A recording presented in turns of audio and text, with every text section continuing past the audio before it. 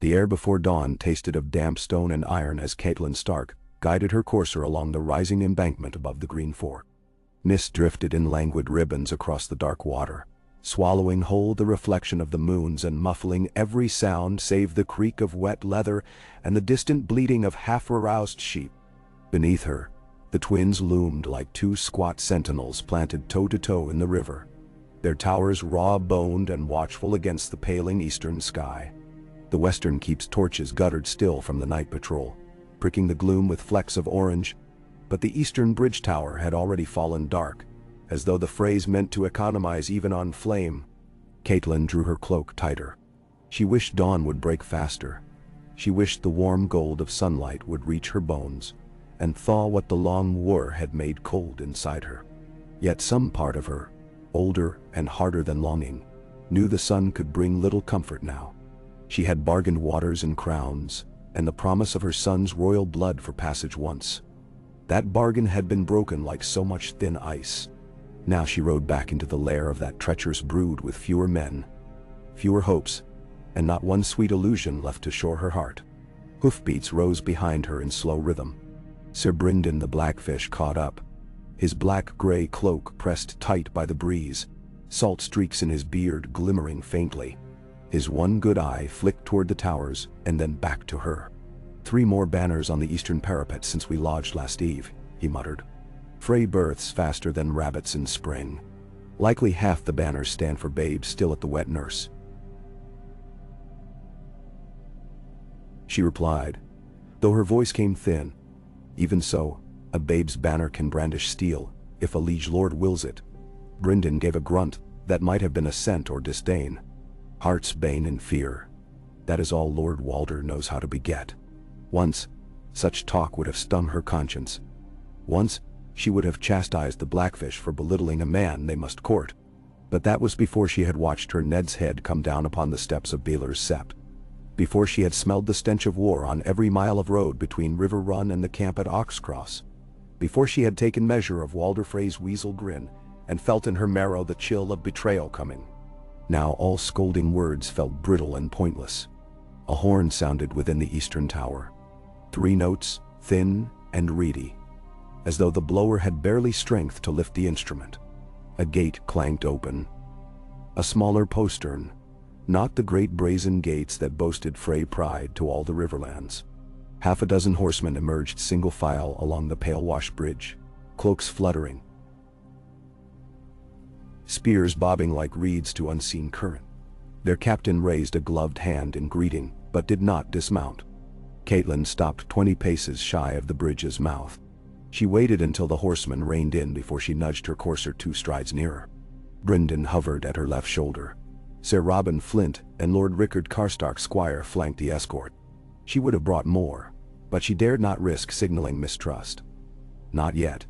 Not when every word and gesture might tip the scales between hospitality and slaughter. Lady Stark, said the Frey captain. He was young, scarcely more than a boy beneath the wispy blonde whiskers frothing at his jaw. His lordship bids you and your chosen company to break your fast in the East Hall. The rest of your men may camp in the outer yard till midday. The rest of our men? Brynden asked, as though tasting something sour. We number 40 knights and 200 spears. That yard will be a pen, not a camp. Then, it is what Lord Walder commands. The boy's shoulders stiffened, though his eyes slid away. Catelyn's throat tightened. Walder Frey had lost the pretense of courtesy then. He meant to keep her son's host penned beneath his walls like cattle. How long before the butchers came with axes and torches? She leaned forward, letting her cloak fall enough that the direwolf brooch at her collar caught what little light the dawn afforded. Tell your lord that I come at the head of House Stark, as his guest and his ally. When last we parted, he swore bread and salt would not be denied us. He will remember what it means to break that covenant. Thou. The boy swallowed. We'll relay your words. He turned his destrier about and led the little escort back across the bridge with anxious haste. The portcullis clanged anew behind them. Brynden blew out a breath. One cub more honest than the brood bitch that whelped him. Or more fearful, Catelyn murmured. Fear in a Frey heart could be a blade with edges she might yet bend. A trap, whispered Doubt, cold as the dawn. They have you in the river's jaws. Yet she had ridden to worse traps, and ridden out by wit and luck and sheer mother's fury. And she would again. She had come because Robb's bannerman whispered of insult and oath-breaking after his union with Jane Westerling. Because the king in the north needed passage back west if he hoped ever to confront the Lannisters, and because she had seen the dearth of options weighing on her son's shoulders like iron chain. But she had also come because she would no longer trust Walder Frey to fate. Better to hold the reins of danger in her own hands, to see its eyes and choke its breath before it struck. Torches sputtered inside the portcullis arch. Frey guardsmen hoisted the grate with clanking winch chains. Catelyn spurred forward, hooves clattering upon the planks of the covered bridge, the Green Fork's gray water yawning below. The river smelled of mud and rot and old secrets. Within the gate, a spear-lined corridor funneled them toward a small side yard where 4 grooms waited. Catelyn dismounted and relinquished her reins, though the groom's smirk lingered on the direwolf leather of her saddle, as though he fancied it stolen prey. Bryndon's glance promised murder. She laid a gentle hand to his elbow. "Lauder," that look said. But not yet. They were ushered through a narrow stair tower that smelled of boiled onions and ill-scrubbed privy pots, then along a dim passage hung with damp rushes. Inside the east hall, only the dais blazed with candelabras, as if light itself grudged Walder Frey excess. Long trestle tables filled the floor, yet scarcely 70 places were set. Lord Walder perched in a high-backed chair at the head, bundled in sable despite the warmth, his sons Ryman and Stevron flanking him like vultures on a carcass. "Ah, Lady Stark," Walder's voice rasped, like parchment torn across knuckles. "You greet me before sunrise. Must be your northern blood, thick as pitch." She pressed a smile to her lips, ignoring the ripples of derision among the Freymen. "I thought it meet to waste no daylight, my lord. We have far to journey, and the king my son grows anxious to see fair river run again. And now," Walder's pink tongue darted over chapped lips, "daylight is a miser's purse. Spending it swift earns no interest." He coughed wetly, a hacking spasm that left a thread of spit shining at his chin. "Still. Sit. Eat. My hospitality is yours, and I'll not say Lord Frey strays from his word." Catelyn took a seat 2 chairs down the dais, opposite Ryman. Bryndon planted himself behind her left shoulder, arms crossed. No music played. No servants poured wine until after she had tasted the bread and salt, offered on a simple wooden plate. She sipped watered ale and studied the room. Few women present, fewer still who were not Freys. A dozen spearmen lingered by each door, all armored. In Winterfell or Riverrun, such guards would be dismissed during a meal. Here they stood watchful, as though this hall were a siege ground. Ryman drained half his tankard and smacked his lips. "Our cooks prepare lamb today, my lady. Did you bring any mint from those frosted northern gardens? We scarce grow it here this season." "And," she dipped her chin, "I fear the cold killed the mint this year." "Pity," Ryman said, though his tone bespoke none. Stevron leaned forward, blue-veined hands clasped atop the table. "We heard tell King Robb feasted well in the crag. Capon stuffed with mushrooms and bacon, is it?" "Lord Crakehall is generous beyond his measure," she answered. Walder Frey's eyes glittered narrow slits. "Generous as the crag may be, a king's oath should weigh more than a lord's henhouse. Tell me, does your son remember which house's daughter he was pledged to wed by bridge and harp?" "Nah." Silence spread like oil. Catelyn felt her cheeks heat, yet she willed her breath steady. "Robb is not here to answer. This is your battlefield. My son remembers every oath he swears," she said. "Does he indeed?" Walder clicked his tongue. "So he means to keep them all. A curious trick for certain, when one oath fouls another like 2 curs knotted." Sir Bryndon shifted, boot scuffing stone. "Are we here to haggle metaphors, or may we break fast unbitten by snide remarks?" Walder spat into a handkerchief. "Speak plain, Blackfish, else choke on your tongue." Catelyn touched Bryndon's wrist. "My Lord Frey, we have come to mend what offense my son's haste might have given." She forced warmth into her words. though inside something coiled tighter than bowstring. Robb was wounded, fevered. He feared he would die, dishonor the maiden who nursed him. He did what honor required. Walder's laugh croaked. Honor? A lad lifts his cot sleeper's skirts and calls it honor. Had he feared dishonor, he might have kept his breeches buttoned. Then well. Stevron tittered. Ryman shook with mirth. Ailey slopped onto the table. Anger flashed bright and sharp, but Catelyn masked it behind her cup. She remembered her father's lessons. Let them speak their fill. Words spent in mockery are breath not spent plotting. Yet each jibe struck like nettles. She pictured Robb's face on the morn he told her of his marriage, the determined sorrow in his eyes. He carried a crown heavier than steel, but he was still her son. When the platters arrived, a lump of gray porridge, small loaves of crusty bread, thin slices of cold ham, Catelyn half expected to find nails baked within. She ate sparingly, though hunger gnawed. She would keep her wits keen. Walder Frey pushed food around with his knife, chewing loud, sucking marrow from a cracked bone as if daring her to judge the table manners of a high lord. At last the servants cleared bowls, and the hall returned to the hush of rival wolves circling in snow. Walder dabbed his lips. If the king in the north thinks to mend a fence, he might start by naming fresh pledges, hostages, gold, a lordling or two for fostering. My Tully bride by now is 50 summers. The poor mare. Give me something tender to make amends. Her stomach knotted. Hostages? Call them wards if the word soothes you, Walder said. Your brother Edmure now rots in a cell at Harrenhal. My sweet Rosalind is no bride at all. Peace demands flesh and blood. Catelyn's palms dampened. Lord Frey's greed for youth and advantage had no bottom. We can discuss suitable fosters once the threat from King's Landing is answered. Let us first ensure our armies march unmolested. And which road will they march? Walder pressed.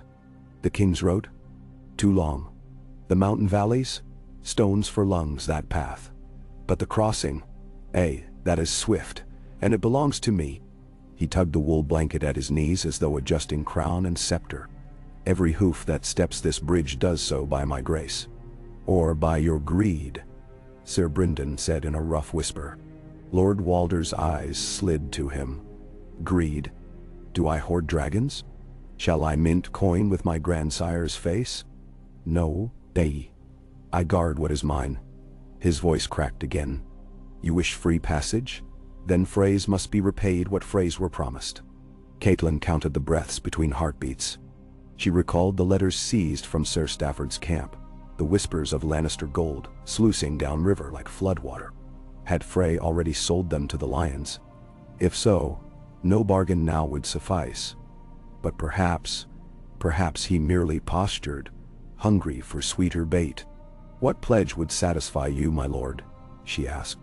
Better to draw the venomed fang into open air. Walder leaned back, skeletal hands folding. One of your sons, Bran or Rickon, would do. To squire here until they flower. The west silver flows thick. I'd see mine run red again with Tully hair. A lord's blood for a lord's slight. The request slammed into her like storm tide. She felt her body go stone still. Bran, crippled yet brave. Rickon, wild as autumn wind, deliver them to this nest of knives? She pictured small bones tossed to hounds. Her throat closed. Brynden's hand settled atop hers upon the table, unseen by Frey eyes. A silent vow. A tether keeping her from drowning in rage. I will not grant you my living children, she said softly. Walder sniffed. Then grant me stone. Give me the crypt bones of dear Eddard Stark, to rest beneath my towers. A trophy of loyalty. Indignation flared. My husband will rest in Winterfell till the end of days. Ah, but Winterfell is ash and ruin, they say. Bones smoke alike whether pyre or hearth. Enough, she thought, her pulse drumming behind her eyes. Enough of this badgering crow and his cackling pups. Words cannot mend what daggers must decide. Within her breast, a seed of ruthlessness sprouted, watered by grief, casting curling roots through the cracked soil of her gentler nature. She would cut that root before it strangled her, but not yet. Not until it bore the fruit she needed. She rose, letting calm cloak her. "My lord, I must consult with my captains. At midday I will return to hear your final terms." Walder tapped fingers on the armrest. "Return or run? Know this. If you flee, my gates shut forever. Then I shall return." Catelyn inclined her head, turned on heel, strode the length of the hall with Brynden a step behind. Spearmen parted. She felt eyes at her back, the weight of calculations clattering behind every Frey brow. The passage outside smelled of damp dogs. They walked in silence until they reached a narrow gallery overlooking the outer yard. Below, northern spears milled, waiting for word that might free them to breakfast or to blood. A cold spring sun finally peeked over distant hills, gilding helms and pikes. Brynden spoke first. "Hostages, bones. Next he will ask for Robb's crown. He may already have reached for it." She watched a pair of Frey men-at-arms confer over a cask of arrows, eyes darting toward the northern contingent. "Our men are quartered apart from us, hemmed, outnumbered." She turned to her uncle. "What do you see?" He followed her gaze. "Archers on the walls, twice what they need for summer patrol. Food carts arriving from the east, yet the feast hall remains near empty. And those guards stand too near their spears. This is no feast day, Cat. This is a pit.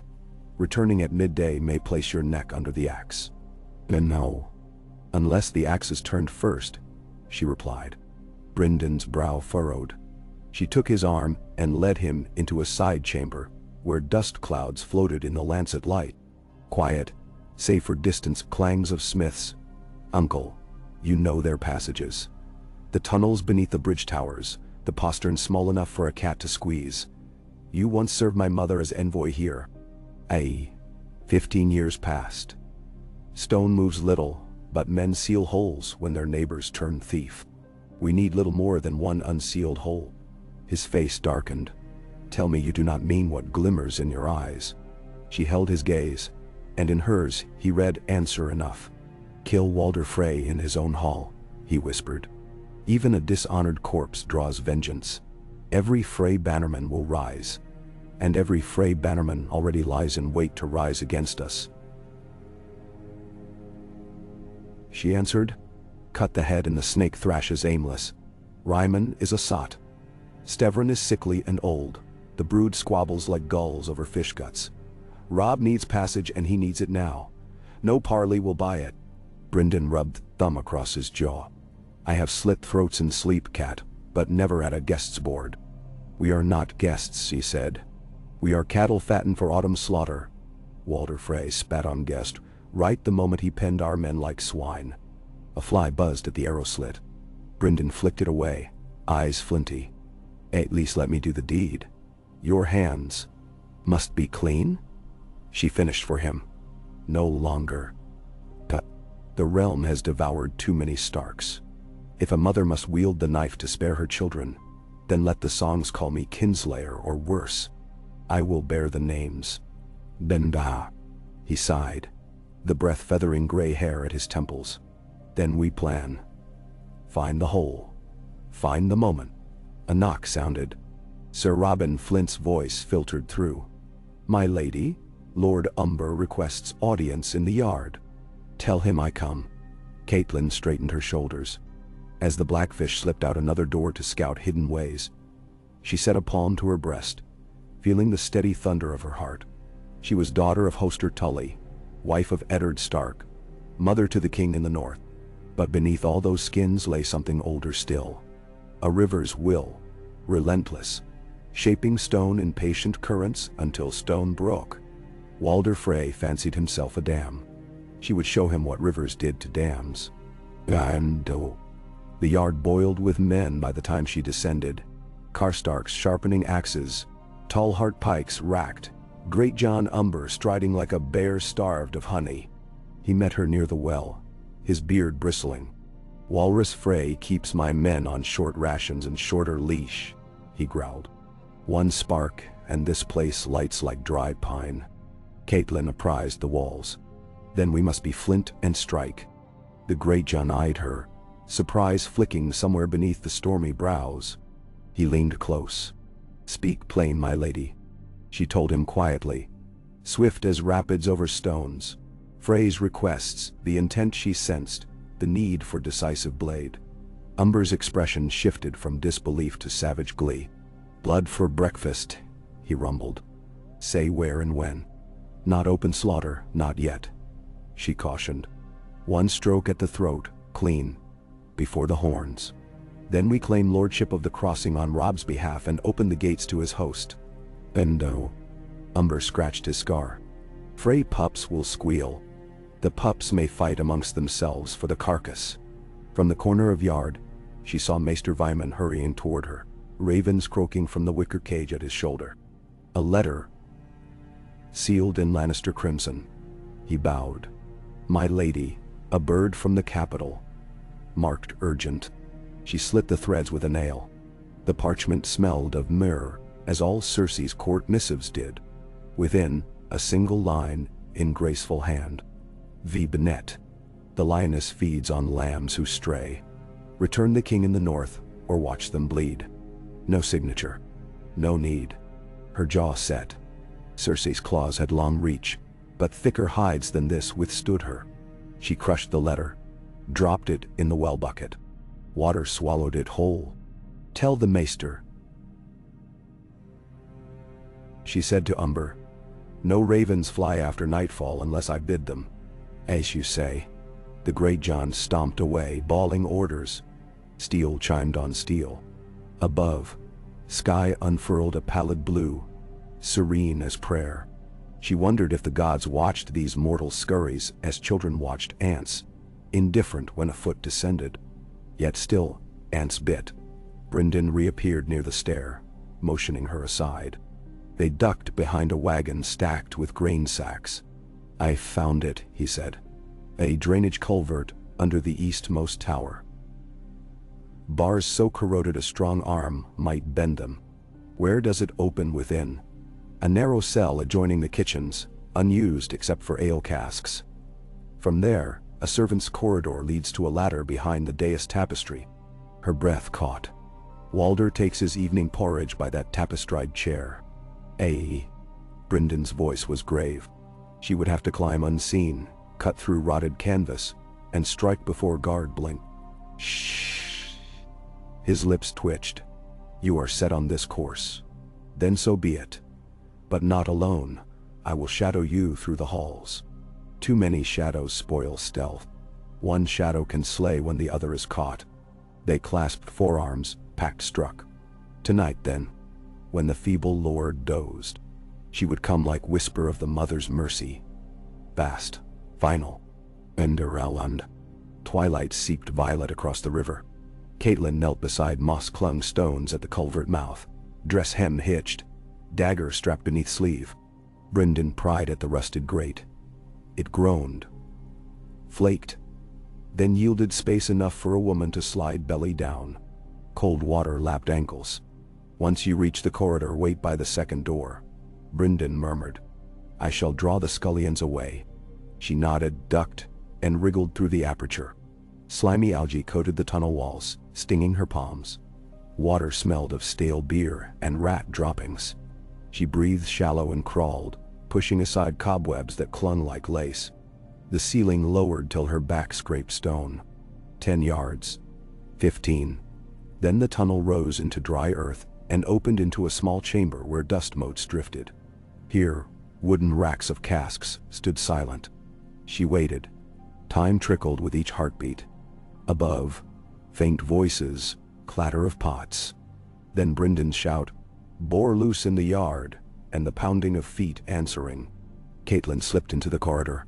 Torchlight trembled on walls. She counted doors, heard not a soul. At the second, she paused, listening. Nothing but distant commotion. She pressed on. Stairs spiraled upward, narrow as a well. She climbed, soft-soled shoes whispering. At the top lay a panel curtained by heavy tapestry, embroidered with the cross towers of House Frey. A slit along one edge bled golden lamplight. She drew the dagger. Slow, Heart hammering, she eased the panel, peeled the edge of tapestry, peered through. The dais below glowed. Walder Frey hunched alone at a small side table, bowl steaming, muttering at a maid who held a spoon. The guards by the doors stood bored. Shifting weight, the tapestry hung 6 feet behind Walder's chair. Between them stretched empty floor. Catelyn breathed once, twice. She parted the weave with the dagger's point, widening a man-sized tear. Wool fibers parted soundlessly. She stepped through, blade reversed, eyes fixed on the sagging nape of Lord Walder's neck. Above his fur collar, he slurped soup, unaware. 5 steps.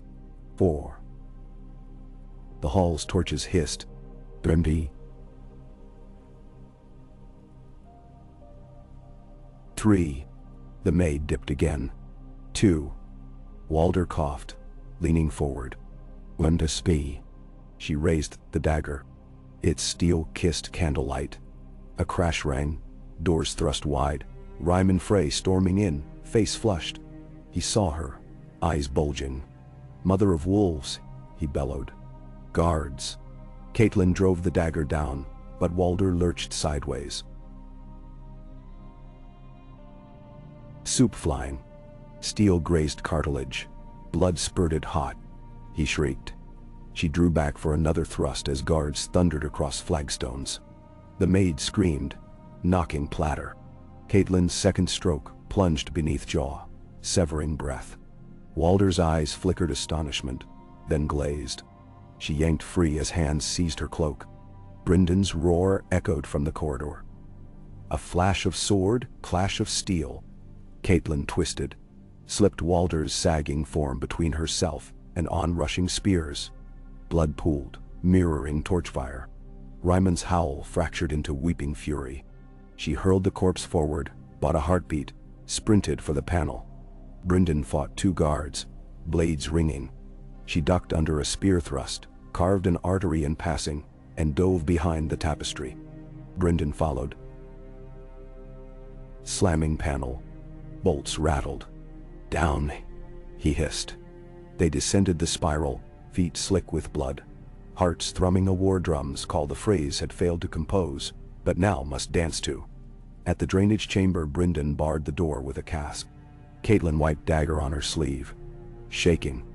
Above, chaotic vocals, alarms, orders, the pandemonium of a headless host. "We've cut the snake," he said. "Now we run its coils." She tasted iron on her tongue and realized she had bitten her lip. "Open the gates," she breathed. "Before dawn they will all know a star clawed their lord's throat. We must be gone." Bryndon kicked the grate aside. "Ladies first," he said grimly.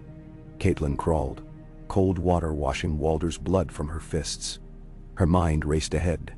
Umber seizing the yard, Karstark cutting chains at the stables, the Blackfish blowing horn thrice to summon Robb. War yet raged, but tonight the river had surged, breaking dams. 5 hours, 10, 500. Time mattered little now.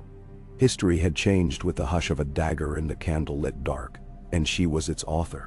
Behind her, the Blackfish chuckled like a crow at dawn.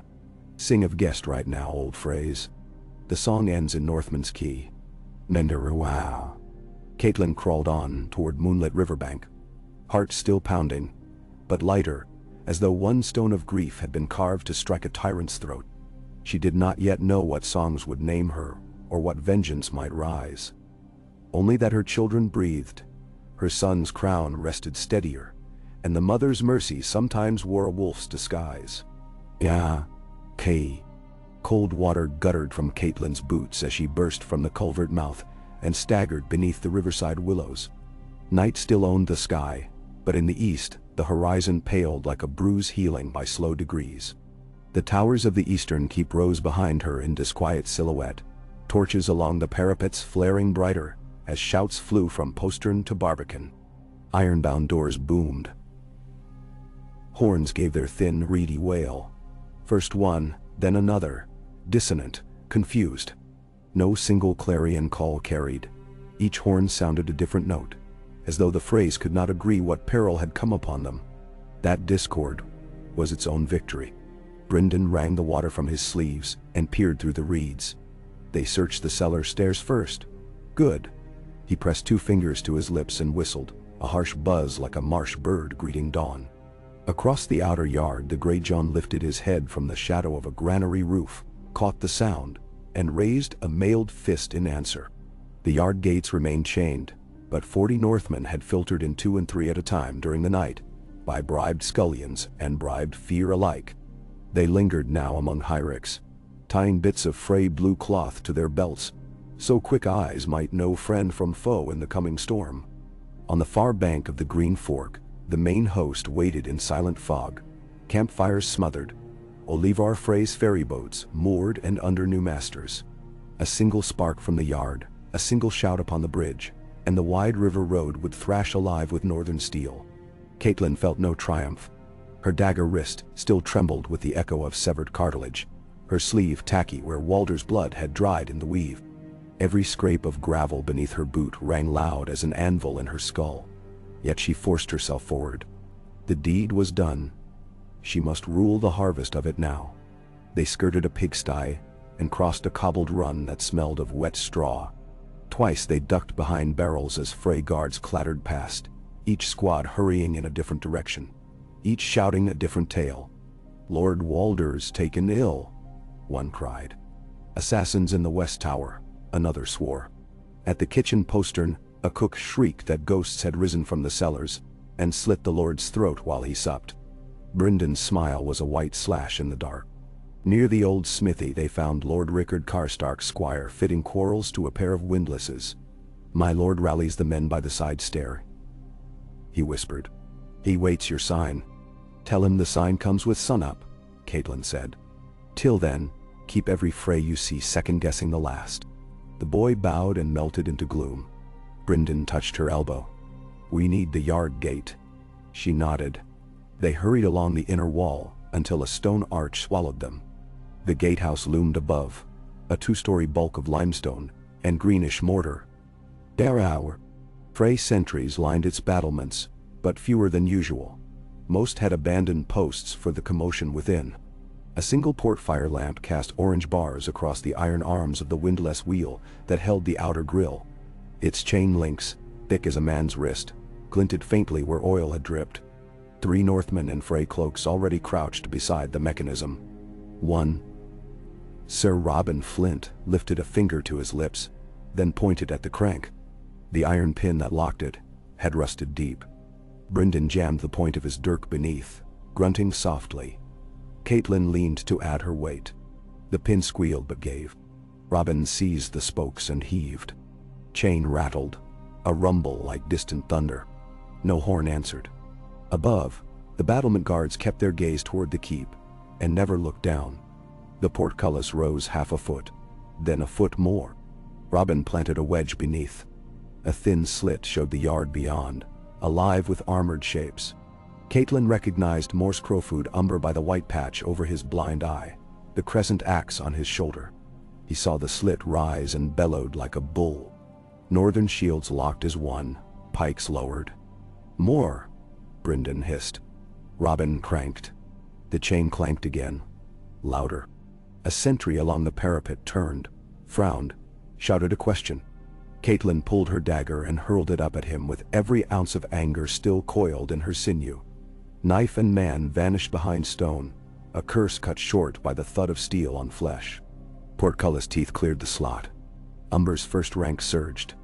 The wedge cracked, but held. Men ducked beneath, yanking shields edgewise, then came up inside with blades hungry. A Frey sergeant sprinted across the yard, only to be felled by a thrust through the back. Then the portcullis jarred, caught on something invisible, and would go no higher. But it was enough. Northmen poured through in 2s and 3s, each new arrival stripping one Frey of helm, blade, or breath. Catelyn picked her moment and slipped beneath the grate, Brynden at her flank.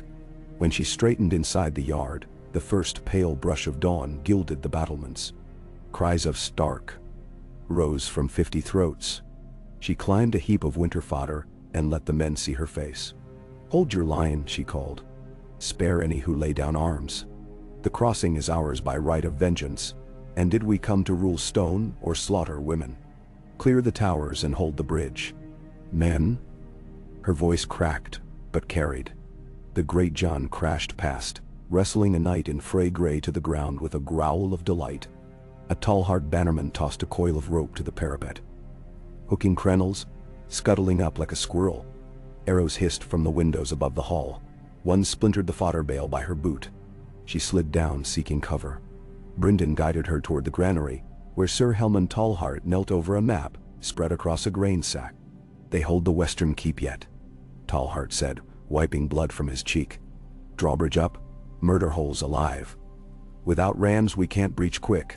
Then we do not breach, Catelyn said. We bar them in. Fire barrels on the bridge, but spare the planks. Let them feel the heat without losing us the road. A runner arrived, face sooty. Lady Stark, they found Lord Walder's corpse. Rymon's sworn a purse of gold ahead for yours and the Blackfish's. Brynden snorted. Hell need a larger purse. Send word along the lines, Catelyn said. Any man who sheathes blade and swears fealty keeps his life and his purse. Half of them will spit first chance, Tallheart warned. They may, she allowed, but let them do it on the far bank at arrow range. She looked west, where the second keep squatted sullen. I would speak with Sir Ryman. Speak? Brynden's voice carried incredulity. Better to bleed words than men if we can. They crossed the bridge on planks now slick with blood and damp mist. Dead men lay like broken puppets amid discarded crossbows. A few twitched still. Catelyn tried not to see their faces. She caught her breath at the midpoint and stared down. The river ran steel gray below, pocked by rising bubbles where arrows or bodies had pierced its skin. She recalled floating Ned's bones home by that same water one day, when peace allowed. Now the water bore other cargo. On the western drawbridge a dozen Frey stood rank. Shields interlocked, the portcullis behind them spiked with spears. Ryman Frey paced atop the gatehouse. Cheeks blotched purple, eyes wild. A horn dangled from his belt, but he did not lift it.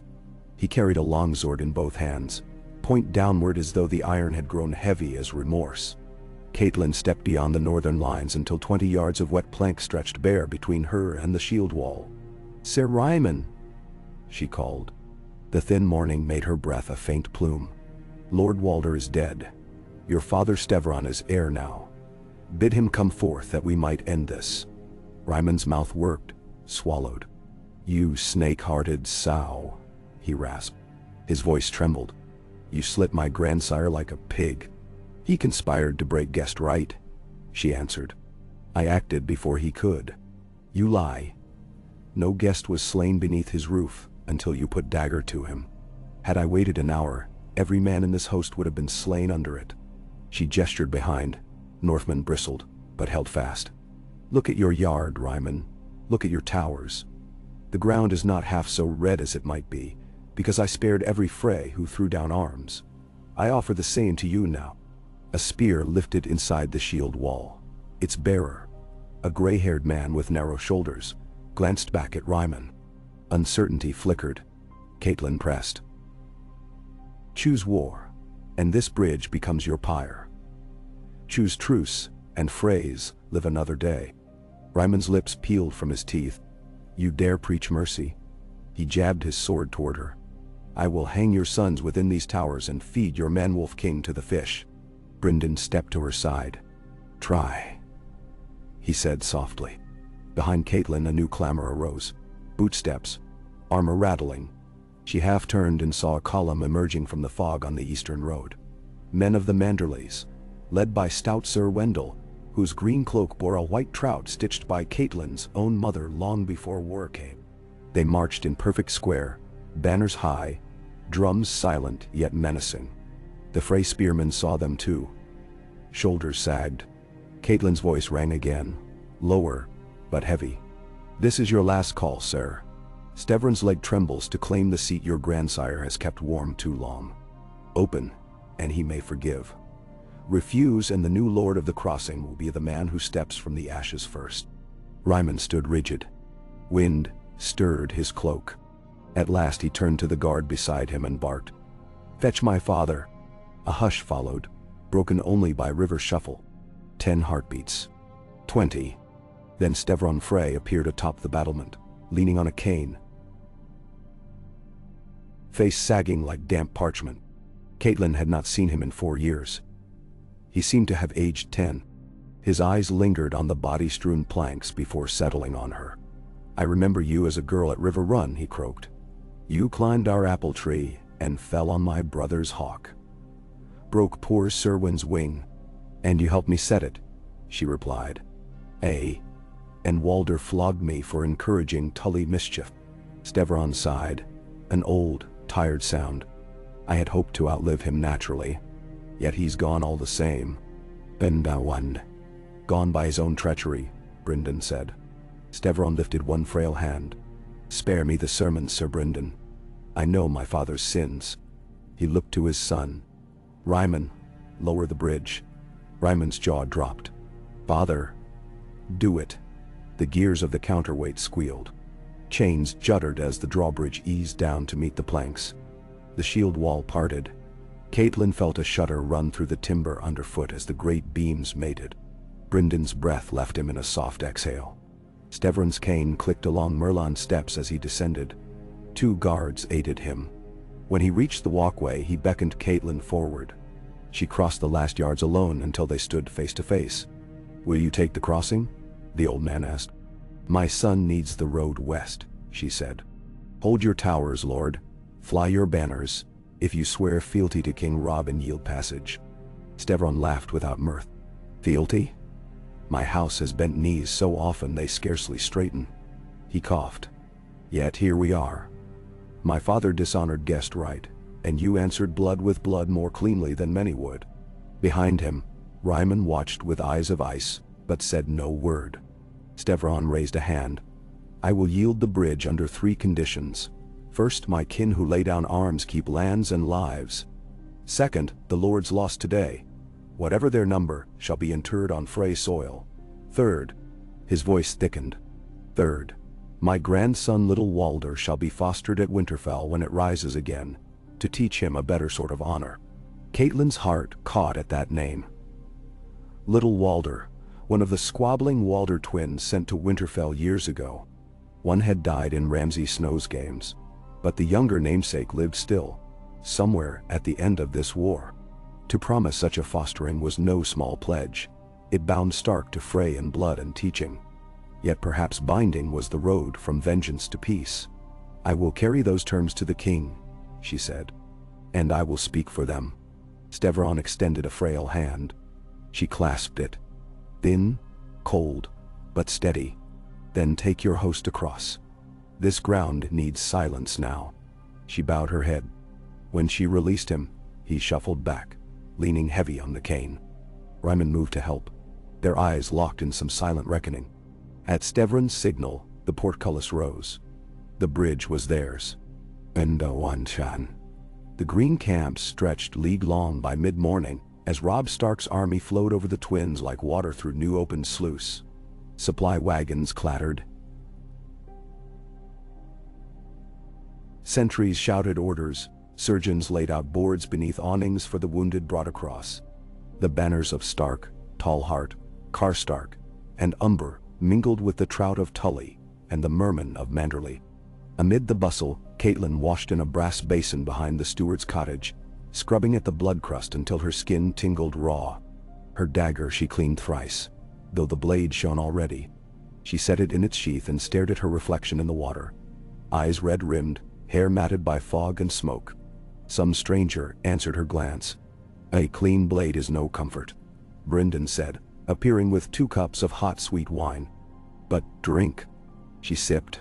Warmth spread slow. How many lost? 3 dozen by count. Fewer than one of Lord Walder's bastards fathered this past winter. He handed her a folded parchment. Tallheart's tally. She opened it. Scanned names. Good men among them. The wine turned to ash on her tongue. Stevron demanded burial rites here. He shall have them. I counseled Umber and Karstark to stay their pyres. Brynden's gaze drifted to the west keep, where the Frey banners still hung, though half-mast now. Ryman has not left his father's side since the body was washed. Better he weeps than plots, she said, though pity brushed her heart.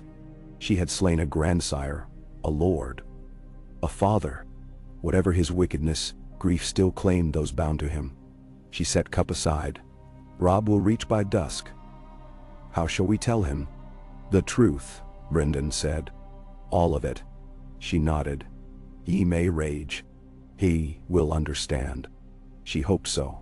She pictured the boy-man who rode from Riverrun crowned in bronze, and now carried 5 kingdoms' hopes upon shoulders still growing. Would this stroke ease his path or mire it deeper in blood? From the lane came tramp of hooves. A line of Frey riders approached under white banner of truce. Quarrels stacked, but bows unstrung.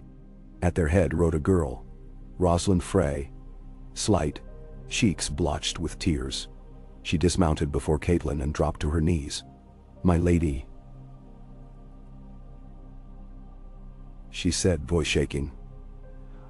"I beg leave to go to Riverrun to wed Lord Edmure, as was promised." The words struck like a bell. Amid war and death, a bride petitioned for her wedding day. Catelyn reached down, raised the girl up. "You shall have escort. But your lord grandfather." "Love me not," Rosalind whispered. "Yet I loved Edmure's letters, and his jests, and the dream he spun of trout, leaping silver in the sun. Please do not set that dream aflame." A soft ache touched Catelyn's breast. "If Edmure still wishes the match, none shall bar it. But we ride to war. Riverrun may be no place for feasts." "Let songs wait," Rosalind said. "I would be his bride. Feast or famine." Catelyn squeezed the girl's hands. "Then so you shall." She turned to Brynden. "See her quartered with the septa, until we learn my brother's mind." Rosalind bowed and departed, trailing a handmaid. Catelyn inhaled deep river air. The sky had cleared, blue streaked with cirrus wisp dot. She found herself wishing briefly for a cloud, some veil to soften the world's hard glare. But clarity had its price. Today she saw every thread of fate hers to weave or tangle. A horn sounded from the east road. Dust rose, a mounted column under the direwolf standard. Robb had come. She stepped into the lane, skirts brushing muddy ruts. Brynden fell in beside. Robb rode at the column's fore on his gray stallion. Gray cloak snapped behind. His hair had grown past collar, sun-streaked chestnut, and in his eyes dwelt lines of weariness, Newcar. Yet when he saw her, he spurred forward. Soldiers parted to either side. He dismounted before her, seized her shoulders. "Mother," he said, voice tight. "I rode hard when ravens told me battle flew." He scanned her for wounds, finding none. His posture eased an inch. "The twins stand open. They stand yours," she said. He frowned, noticing the dark stains at her cuff. To what cost?" She told him then, brief, without flourish. Each fact a stone laid on a cairn of truth. She spoke of Walder's demands, of her resolve, of the knife's bite and the bridge's opening. She named the dead and the surrendered. Spoke Stevron's terms and Rosalind's plea. Robb listened in silence, hand tightening at hilt, jaw set. When she finished, dawn had climbed well into morning. A hush lingered between them, filled only by distant hammer clangs as Umber's men secured gates anew. At last Robb drew a breath. "You risked all." "I risked what guest right already forfeit," she answered. He closed his eyes. "And I," his voice caught, "I had risked you by sending you here. Father taught me to keep those I love far from knives. Sometimes we must be the knife," she said gently. He opened his eyes, shining wet. "I should not weep for the man you slew. Yet, the realm shifts on such deeds. We will be called kingslayers in some songs." "Let them sing," Brynden said from behind. "Better kingslayer than kinslayer, and the Lannisters own that verse." Robb managed a wan smile. "Uncle." He clapped Brendan's shoulder. Your quarry ever awes me. Bryndon's smile crooked. Her quarry this time. I only opened the hole. Robb turned back to Catelyn. These towers were meant to be my wedding gate. Now they host a funeral. One funeral, she said. Not thousands. He considered that, then nodded. We march at sunrise tomorrow. I will endorse Stevron's pledges, hold his heir to the fostering, and leave a garrison to ensure peace. His eyes grew distant towards sunset. We ride for Seaguard first, then Fairmarket. Let the Lannisters guess. Now. Catelyn laid a palm on his chest, felt the heartbeat under boiled leather. Ride steady, Robb. The river has flooded once. It can flood again. I have a dam yet unbroken, he said, and kissed her brow as though sealing a vow. And dusk spread violet red across the crossing when they gathered in Lord Walder's emptied hall to honor the slain. Benches had been cleared, rushes swept. At the room's heart lay 24 shrouded bodies. Stark, Frey, Karstark, Tallhart, each wrapped in cloth of home colors. Catelyn stood beside Robb at the dais where Walder's blood had dried to a black stain. A low chant rose from the septon, echoed by a northern priest of the old gods, their voices weaving lament. Stevron Frey moved stiffly to the bier, set a single blue rose upon his father's breast, and stepped back, cane shaking. Ryman knelt, tears falling, though his hands gripped the hilt of his sword like a drowning man clinging to driftwood. Catelyn felt the thrum of hatred in him even as grief welled. Some wounds could not be bound in one night. She wondered what tale he would tell his children of this day. When the prayers ended, torches dipped to each bier. Pine pitch flared, swallowing cloth and human shape in hungry amber tongues. Smoke curled toward the rafters, carrying essence of flesh and memory alike. Amid crackle and murmur, Robb's hand closed about hers. She squeezed back, and knew with a quiet certainty that the wheel of war had turned anew. But this time they rode inside its rim, not beneath. The army of the north departed the twins before dawn. Banners streaming in cool breeze, hooves pounding frost-white earth. 4,000 foot and 1,000 horse left gates yawning wide behind. Catelyn rode beside her son at the column's heart. The western keep grew small, then vanished behind a curve of willow and alder. Ahead lay miles of green lowland, the blue ribbon of the Blue Fort gleaming in pools between mist shrouds. Scouts returned at intervals to report no Lannister banners for 20 leagues. Grain stores waited unburnt in River Lord barns. Folk peered from doorways, wary but unmolested. The towns expected Frey tollmen, not Stark soldiers. Catelyn felt each mile lift a weight from her shoulders, yet each also lengthened the shadow following them. The vengeance that Ryman Frey might one day seek, the whispers that would dog every feast, bench across the 7 kingdoms. Assassination, even of a treacherous lord, left blood-stained footprints. That night they camped on a low rise above Fairmarket Road. Robb summoned his captains to a ring of torches. Maps unrolled. Scouts traced finger paths south toward the Gold Road. Tallhart urged striking at Derry to cut Casterly's supply from Trident. Greyjohn favored a plunge straight for the Golden Tooth. Bryndon counseled feints by river crossing to force Tywin off balance. Voices rose, clashed, receded. Robb listened, nodding, turning pieces on a small carved board.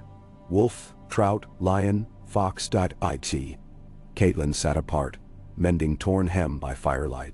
Above, stars spattered black vaults with cold silver. She glanced at the needle in her hand. So small a thing to join threads rent by war. Yet each stitch mattered. She thought of Roslyn, of little Walder's proposed fostering, of Ryman's hate tempered by a father's frailty. The realm was a tapestry frayed near to tatters. Some threads must be cut, others knotted anew. She prayed that the knots she had tied in blood at the twins would hold, not unravel to strangle all. When council ended, Robb approached and crouched by her fire. He watched her stitching a while, the flames painting red on his cheeks. "Father once told me," he murmured, "that a lord's first duty is to guard his people, but his greatest fear should be guarding his own heart." She set needle aside. "And what do you fear this night? That I grow too cold to feel victory or defeat?" He stared past the dark, toward Lannister lands unseen. When I heard you had taken the twins by stealth, my first thought was not of risk to you, but of how many marches we saved. Does that make me hard? It makes you king, she said, but not stone.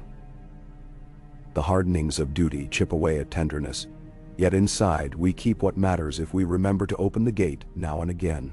He gave a faint smile. You opened a gate with a blade. I would open 10 more if it spared you the noose. He reached, clasped her hands. I know. He squeezed gently. When this war is won, you will ride home to Winterfell with all your children. I promise. Promises, she thought, were cobwebs in a storm. But she let that storm rest for one heartbeat more. Leaned and pressed her lips to his brow, as once she had when fever threatened to steal him in the cradle. Rest, Robb, she whispered. Tomorrow, the lion prowls. He rose, bowed head, and left for his tent. Catelyn returned to her mending until the last torch died. Then she sought her own small pavilion, lay upon a straw pallet, and listened to the camp breathe. Men snoring, horses stamping, armor shifting like distant waves. Sleep crept slow, bringing images. Walder's startled eyes, Stevran's shaking cane, Ned's ghost watching from some weirwood she had not yet found. She prayed then, not to the Seven nor the old gods alone, but to any power who might weave justice through flawed hearts. If blood must pay for blood, let the price end here. Let this strike be enough. Yet, even as dream claimed her, she knew war heeded no mother's plea. It was a river in spate, carving new beds, drowning fields once fertile. She had merely diverted its current for a moment. Dawn would come, and with it, the endless work of damming and guiding. But for now, she surrendered to dark, trusting that tomorrow her eyes would open still clear, still willing to look upon the world she had remade with a single thrust of steel. Oh. Dawn smoldered behind the tree line when riders galloped in from the south, dust plumes in their wake. Catelyn woke to horns and hurried step. By the time she cinched her cloak and strode into the command ring, Robb was already there, listening to a scout catch his breath. Gold cloaks, the man panted. 200 at Maidenpool, flying the Red Lion of Rain as honor guard. Rain? Catelyn murmured. The sigil of a house long extinguished, its song not sung since Tywin Lannister raised Castamere. Why now? Robb frowned. Ain taught. Small folk swear the Lioness Queen herself rides with them.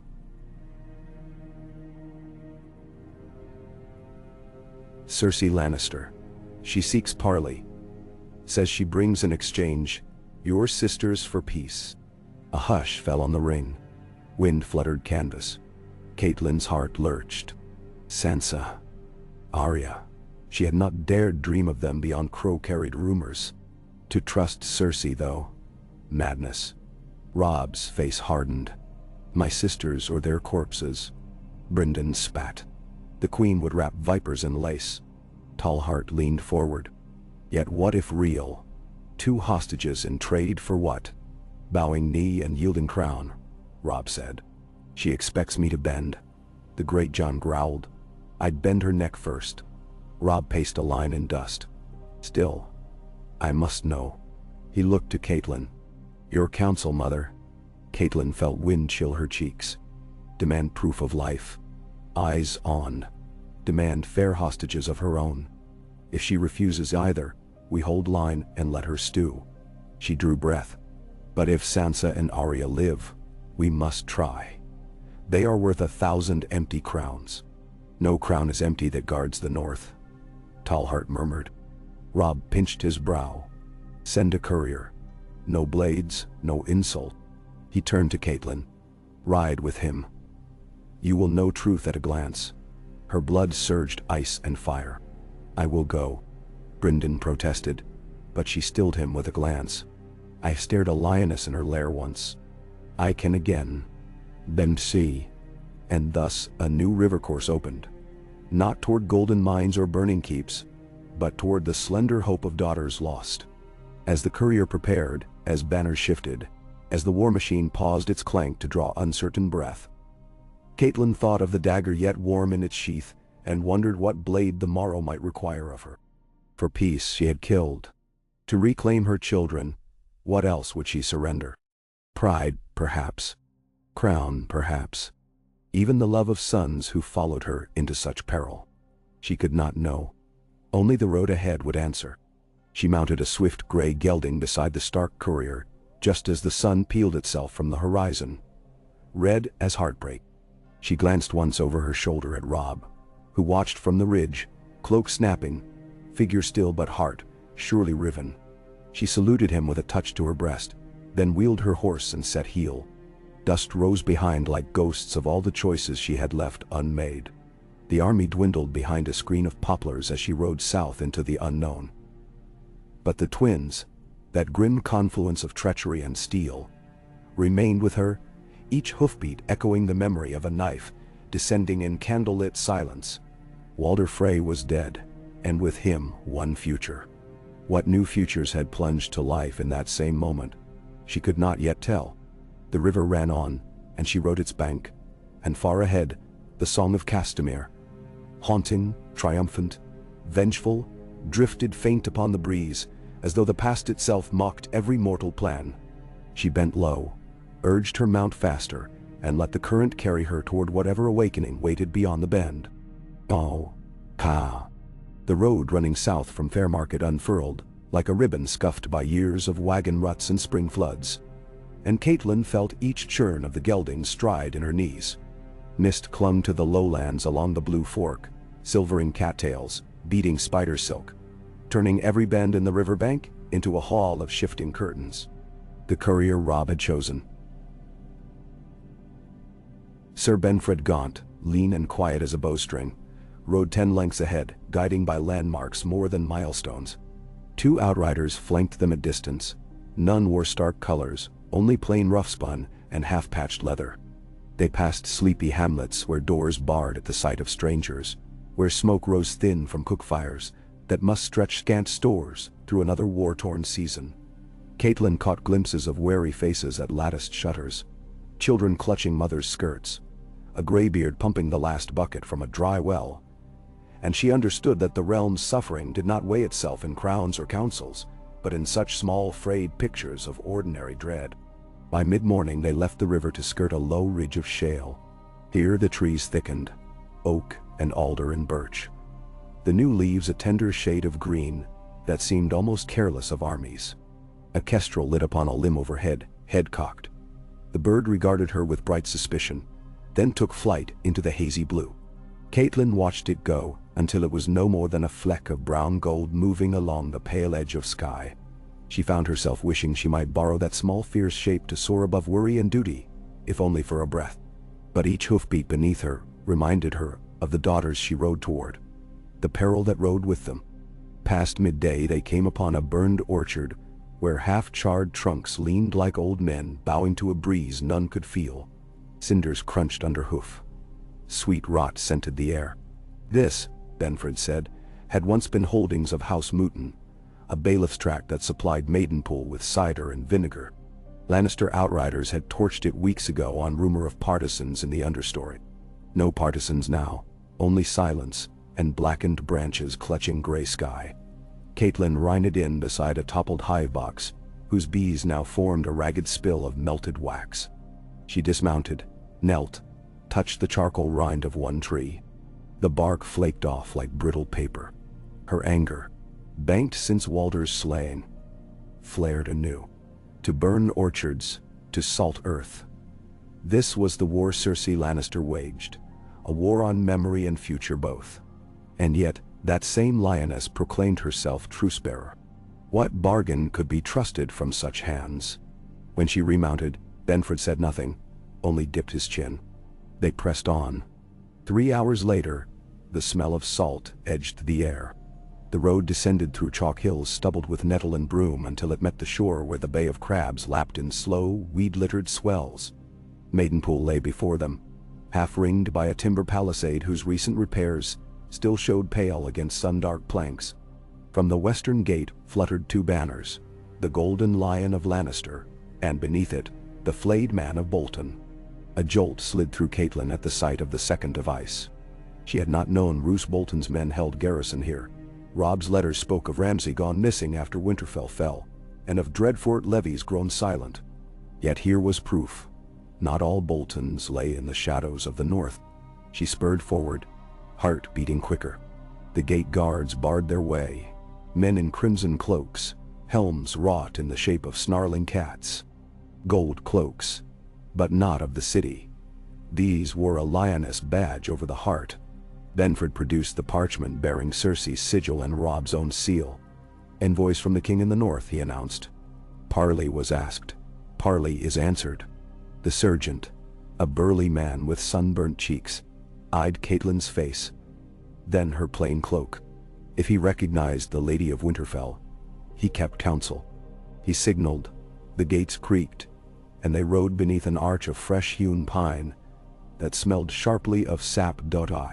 Inside, Maidenpool looked half alive. Fishermen mending nets upon the quay, thatchers hammering new shingles where a storm had torn the roof, beggars huddling round a brazier under a shrine to the Seven. Soldiers threaded every lane, their red cloaks bright as spilled heart's blood amid the dun and ash of war-tired townhouses. Catelyn noted the orderliness, the lack of looting, an odd mercy. Lannisters could keep law when it suited their queen's purpose.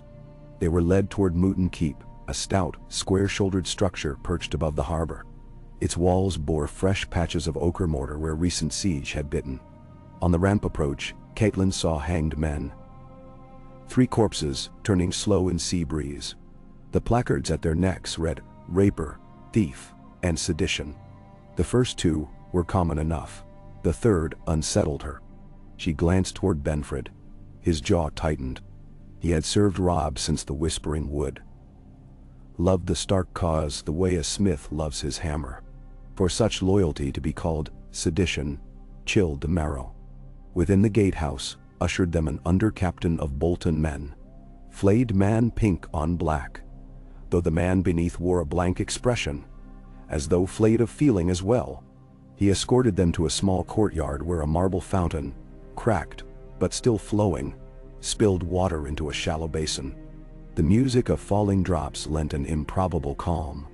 "Her Grace will grant audience at sunset," the captain said. "Your horses will be stabled, quarters prepared. Until then, you remain within these walls." A courtesy and a caution. "Bendanari. Or." Benford inclined his head with the politeness of a cat poised over a mouse hole. When the captain withdrew, leaving 2 silent Bolton guards, Catelyn drew Benford aside near the fountain's warm rim. "We must know if my daughters truly walk these halls." She whispered. "I'll try the garrison's kitchen," he said. "Coin buys more than ale in such places, and tongues wag quickest with the first mug." He slipped away nursing a slight limp from an old spear wound, convincing, perhaps, as the gait of a servant. Catelyn sat on the fountain edge. The water smelled faintly of lime. She dipped fingers, cupped a palmful, sipped. Coolness steadied her thoughts. What game did Cersei play? Brandishing an extinct rain banner, quartering Bolton men, dangling daughters, wolves led by flayed men and lions in borrowed song. Each symbol a threat or a bargain chip, daubed in heraldic paint. Sunset's approach colored the yard in bronze. A page came, liveried in Lannister scarlet, to guide her to the audience chamber. She followed through passages where torches guttered in sconces of beaten copper. Tapestries had been stripped down, whether sold, burned, or sent to Lannisport Catelyn did not know. Bare stone did not echo much. Her bootfalls seemed too loud. They ascended a staircase where the banisters bore carvings of maidens pouring water, sigil homage to Lord Mooton's towns. Dust filmed their curled hair. The page opened double doors paneled in weirwood, ushering her into a hall that smelled of beeswax and saffron. At center stood a long trestle table, newly set with 2 flagons of wine, a platter of olives, cold trout baked in crust, lemon slices. No guards ringed the chamber. Instead, silent sisters in gray linen lingered by the walls, Cersei's personal handmaids. At the far end, upon a dais draped in red and gold, sat the queen herself, wearing a gown of dark green Myrish lace that traced her every curve like climbing ivy. Around her throat coiled a necklace of rubies, each stone the size of a marble. Her hair, rick, lion gold, fell in perfect waves past her shoulders, though a single candle lit her side. Her eyes glimmered, as if reflecting some unseen fire. She rose as Catelyn reached halfway. "Lady Stark," Cersei purred, the syllables smooth by courtier training yet edged sharp as shattered glass. "My heart quickens to see at least one worthy woman in this endless parade of baying men." Catelyn stopped 3 paces from the table. "I have come for my daughters." "And I for peace," the queen replied. She gestured. A side door opened. 2 guards escorted a girl of 14, auburn hair twisted in maid's braid, mantle of gray wool fastened with a plain pewter clasp. Sansa. Catelyn's legs weakened. The girl's eyes widened, brimmed. She took 3 tottering steps, then stopped at the queen's upraised palm. "Sansa has missed you," Cersei said. "Most dutiful ward I could desire. She embroiders lions now. Imagine." Though she was stubborn at first, Catelyn could speak no word. She held love and fury in balance until voice returned. "And Arya?" Cersei's lips curved. "All in good time. That time is now. I will not sit, nor drink, nor trade syllable, until I see both my daughters free of chains." "Then no." "But they are not in chains." The queen circled behind Sansa, set elegant fingers atop the girl's shoulders. "And freedom, dear lady, is a matter of vantage. For instance, you think yourself free when you dine beside murdering Northmen who skinned Confederates alive at Harrenhal. We think ourselves free as we dine within walls unbreached." Catelyn swallowed. "Wars warp every side. My daughters are not pawns for your lecture. No, they are keys." Cersei's eyes flashed. "Keys to doors that may never open otherwise." She turned lightly, sat, indicated a chair opposite. Catelyn remained standing. "The king in the north offers truce," she said, pitching voice even.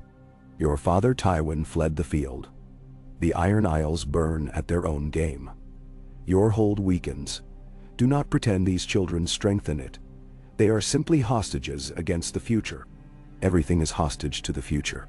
Cersei poured wine into 2 goblets, the liquid catching torchlight like garnets. She drank without waiting. "And now, I hold only one child, an oversight to correct. You shall deliver Jaime Lannister to me, alive and whole, conveyed under truce across the Trident. In exchange, Sansa and Arya may return north bearing letters of safe conduct." "Then see you." Catelyn's blood chilled. Jaime was still prisoner at River Run, retaken after the disastrous sortie beyond the walls of the crag. Edmure's men kept him in chains. Learning this, hearing Cersei's simple framing, stirred the memory of her own past desperation, when she had once freed Jaime in hope of trading for her girls. That gamble had shattered trust. Robb recaptured the Kingslayer only through Tallheart cunning and Hoster's secret levy. To free him again might fracture the realm's fragile lattice beyond mending. "You ask what cannot be given," she said. "I ask what is mine." Cersei lifted a finger. Sansa knelt, faltering. The queen curled a lock of the girl's hair. "My father's heir, Lord of Casterly Rock. A true son for a usurped crown."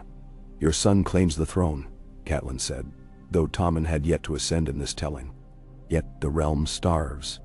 Better starve under true lions than feast amidst wolves and krakens." Cersei's gaze hardened. "You have 3 days. On the 4th, I march Sansa south to King's Landing for her nuptials, to Sir Elbert Estermont. A kind boy, I'm told. But older men do die in battle." A surge of protective rage pulsed behind Catelyn's ribs. She is a child. So was I when promised to King Robert. The queen seemed to taste bitterness.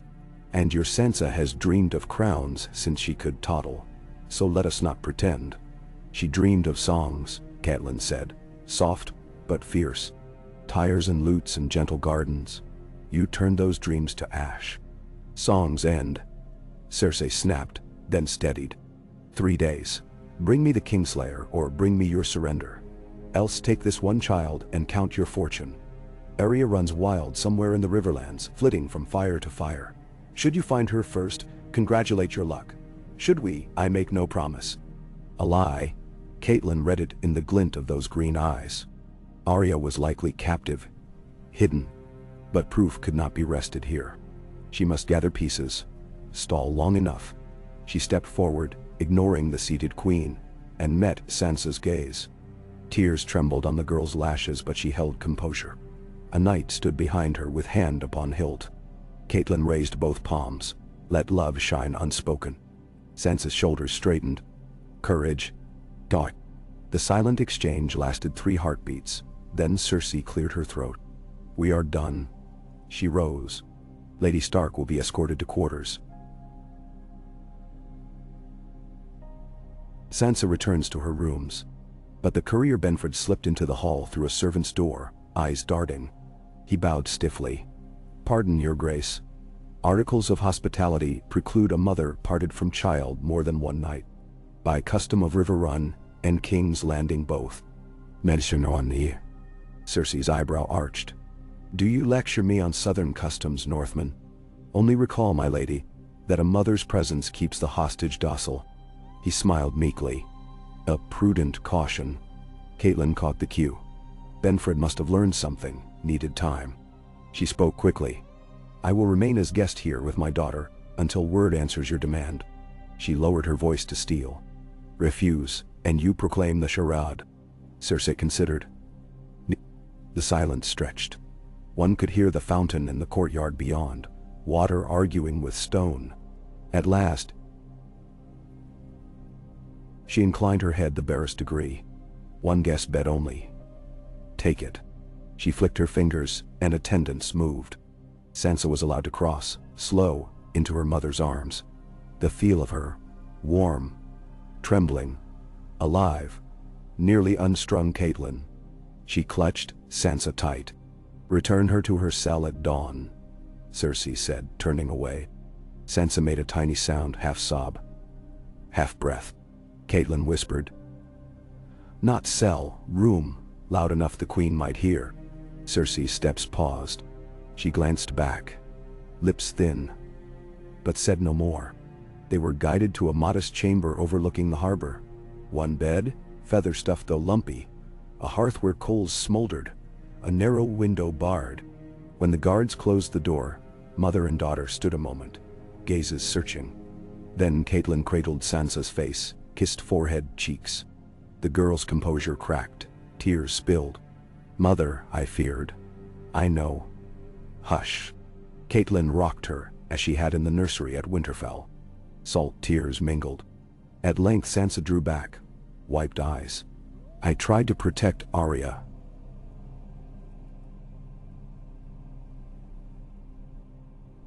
But they took her from me before the riot.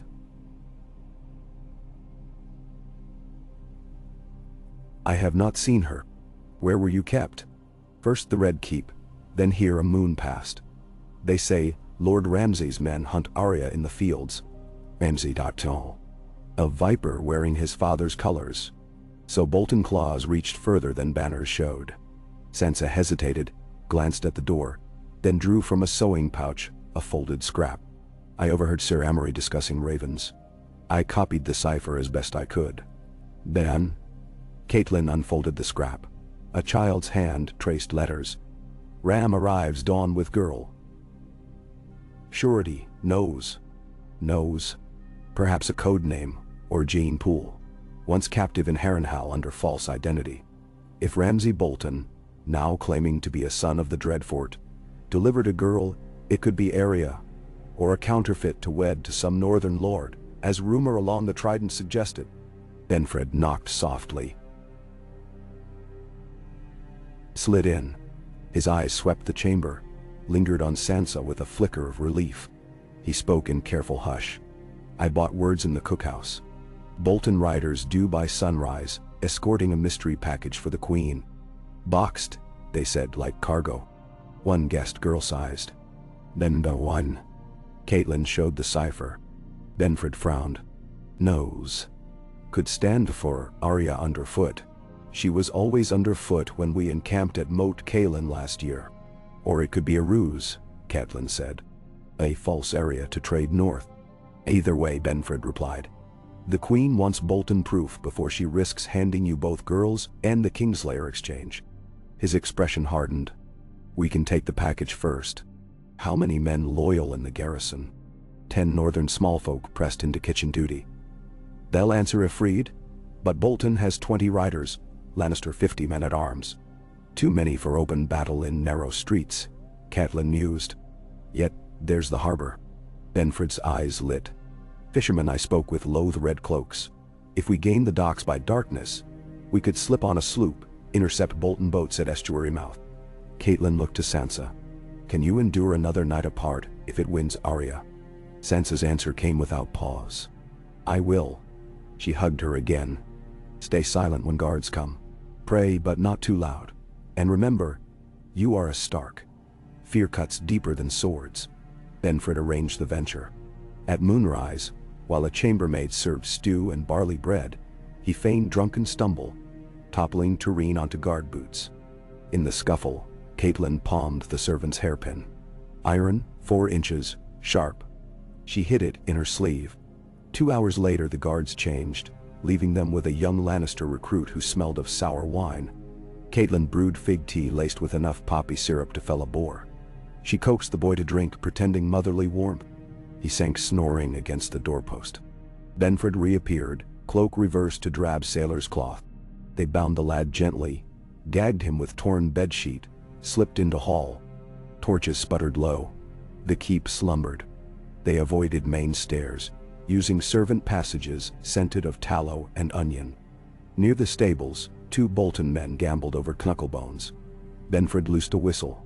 From the far shadows a kitchen scullion lobbed a kettle of scalding water. As the men howled, Catelyn and Benford darted past, boots silent. At the sea gate, the portcullis hung half-raised for fishermen expected before dawn. A yawning sentry leaned on spear. Moon clouded over. In that gloom Benford's thrown pebble clattered down the quay. The sentry turned. They slipped under, padded along alleys smelling of salt and herring. Dock lanterns glowed amber in fog. A one-masted sloop, Spry Lou of Maidenpool, rocked gently. Its owner, Old Lou himself, leaned on rail. He grinned gap-toothed at Benford, tossed a line. Soon they glided from berth, sail reefed low. Night air tasted of brine and smoke. Catelyn stood at prow, cloak whipping. Behind, Maidenpool's lanterns dwindled. Above, the hunter's stars pointed north. Benford consulted sky, tiller steady. Bolton men approach by land, he said, voice hushed. But rumor says they barge cargo down Trident's mouth to avoid bandits. Then we catch them where river greets bay, Catelyn answered. They reached the estuary 3 hours past midnight. The tide favored them, drawing outward then slackening before dawn. Mist lay heavy. Spry Lou's small sail fluttered like moth wings. At length Benford tapped Catelyn's shoulder, pointed. Faint lantern bobbing upriver. Another, then shadow of a hull. A flat-bottomed ferry drifted seaward, oarmen pulling slow. A single device flapped from stern, pink man on black. Catelyn's pulse quickened. She signaled. Lou eased sail. The sloop ghosted parallel at distance. Benford knocked arrow, flame tip wrapped in linseed. At his nod, Lou steered across the ferry's wake. The oarsman looked up. Shouts, and Benford loosed. The arrow hissed, kissed tar-soaked canvas amidships. Fire blossomed. Chaos. Catelyn drew the hairpin, tucked it between fingers like a stinger. As the ferry crew scrambled, she leapt across the narrowing gap, Benford after her. Sword drawn, wood pitched, underfoot. Smoke thickened. A Bolton man swung axe. Benford parried, driving him overboard. Catelyn ducked under sweeping club, jabbed pin into soft armpit. Felt warm spurt. She seized lantern, dashed flame at second guard. Screams. In the confusion she kicked open a chest near prow. Inside, bound and gagged, lay a small figure dressed in boy's jerkin, visor hood pulled low. She cut rope with guards, dropped knife, lifted hood. Not Arya.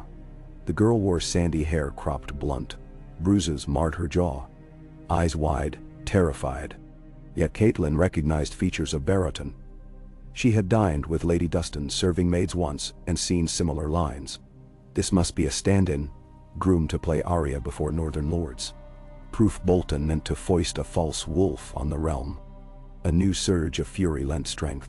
She hauled the girl upright. "Can you walk?" The child nodded, sobbed. Catelyn pushed her toward the rail where a rope now snaked back to the sloop. Benford dispatched last oarsman. Dante Newser. Beryl helped her across. Catelyn followed, ferry blazing behind, black smoke curling to stars. Lou caught sheets, and soon spry Lou skimmed east with tide. Behind, the ferry listed, sparks hissing on dark water. They reached a covert cove south of town before dawn. Lou beached near dunes. Benford buried ship's nameboard in sand. If seized, she'd be but a nameless fisher. They trekked inland through thicket until the first robin call broke silence. At a tumbled shepherd's hut they paused. The rescued child shivered. Catelyn wrapped her cloak. "What is your name?" "Jaina," the girl whispered. "Jaina of Barrington, but they called me Arya. Said I must never say else." Catelyn's throat tightened. "You're safe now." Benford paced. "The queen waits proof. We stole her prize. She'll rage. Let her." Catelyn's mind raced. "We ride for the twins. Fast. Robb must know Bolton's treachery. A straight ride may meet Bolton pursuit. Then curve. Cross country northeast, ford rivers. 2 horses, take Jaina before you."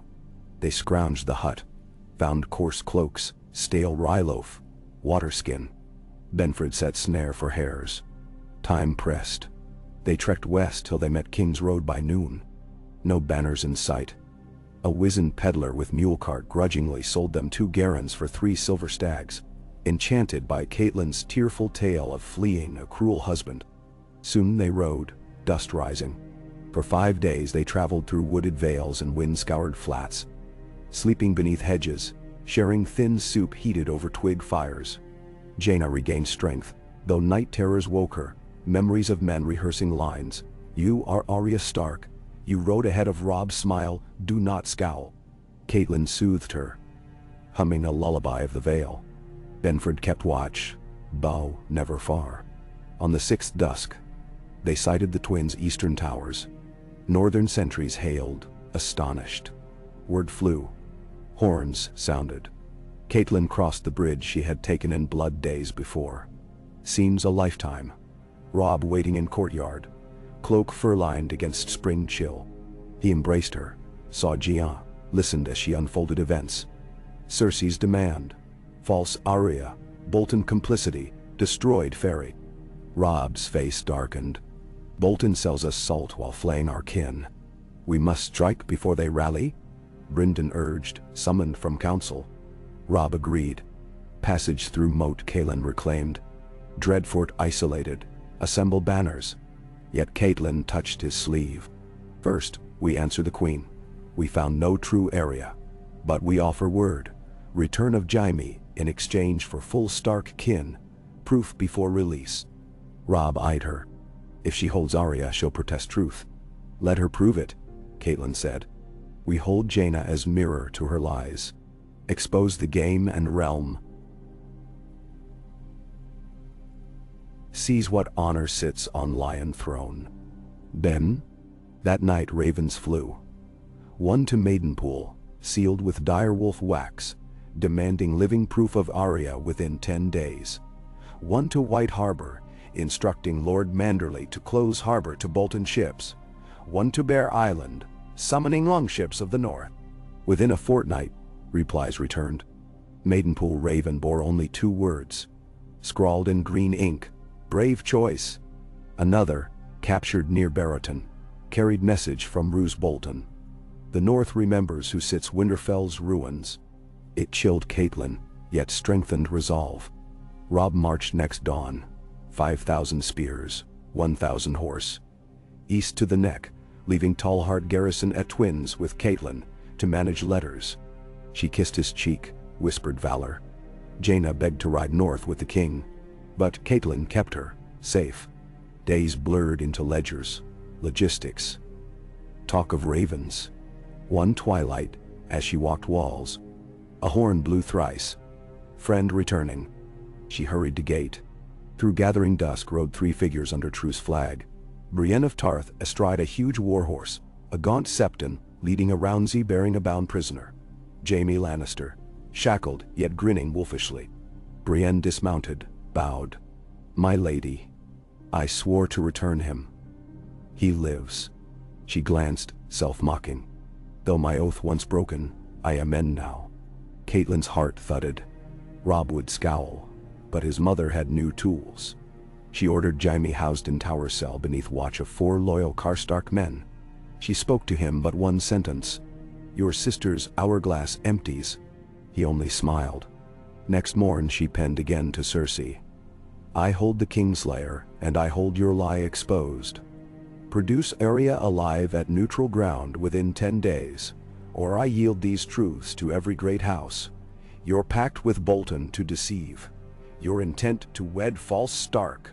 Choose daylight, or dark will devour you. She sealed it and let the raven go. Waiting gnawed. She walked battlements under rain, smelling whetstone. At times she thought of Walder Frey's last startled gasp, wondered if ghosts of guest right hastened her steps. She would not flinch. 7 days later, a horn at dawn. Banner of crown stag quartered with lion, King's Landing envoy. 2 mule carts, 15 gold cloaks, 1 septadatori. At front, a tall rider bore a white flag. They crossed, were disarmed, escorted to Great Hall. Catelyn stood before dais, flanked by Brynden and Greatjon. The envoy bowed. Lady Stark, by command of Queen Regent Cersei, we bring the Lady Arya Stark, unharmed, in trust that Kingslayer be exchanged at once. Shock rippled through hall. Guards parted. A small figure stepped forth, dark hair tangled short, gray eyes flashing wary fire. Dirty hodden cloak draped thin shoulders. Yet the stance, feet apart, knees bent, gaze scanning exits.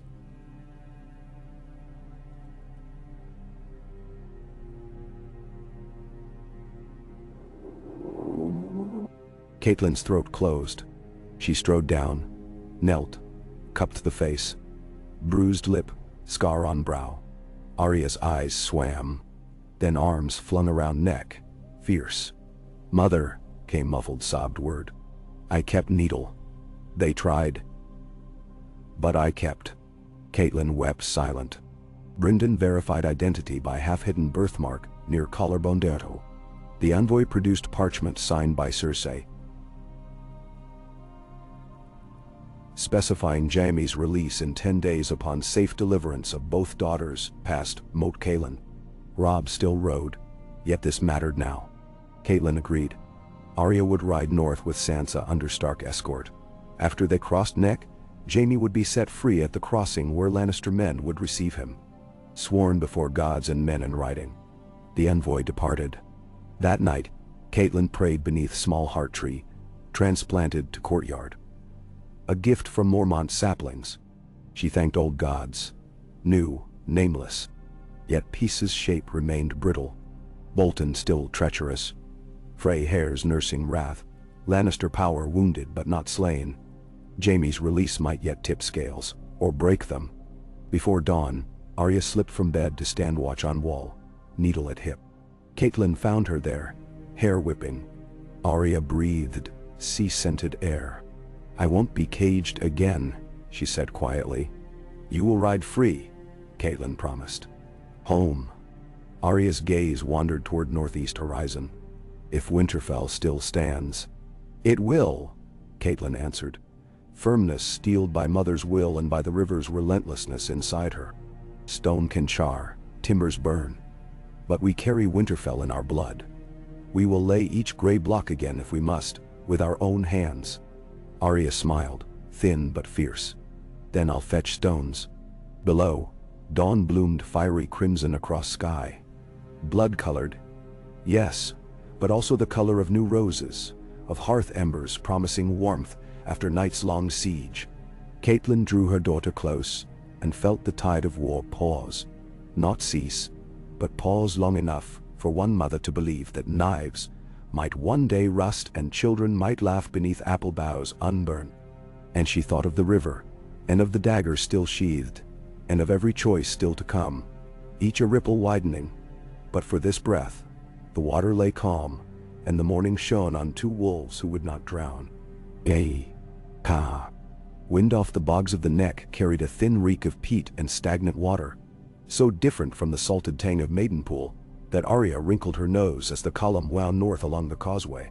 The white flag of truce whipped above the baggage wagons, now overpainted with a direwolf to warn off bandits who might test the peace. 60 riders formed the escort. 40 of Robb's picked outriders under Sir Benfred Gaunt, 10 archers from the mountain valleys, and a handful of gray-clad men of House Reed who had slipped from the reeds unseen to promise safe passage.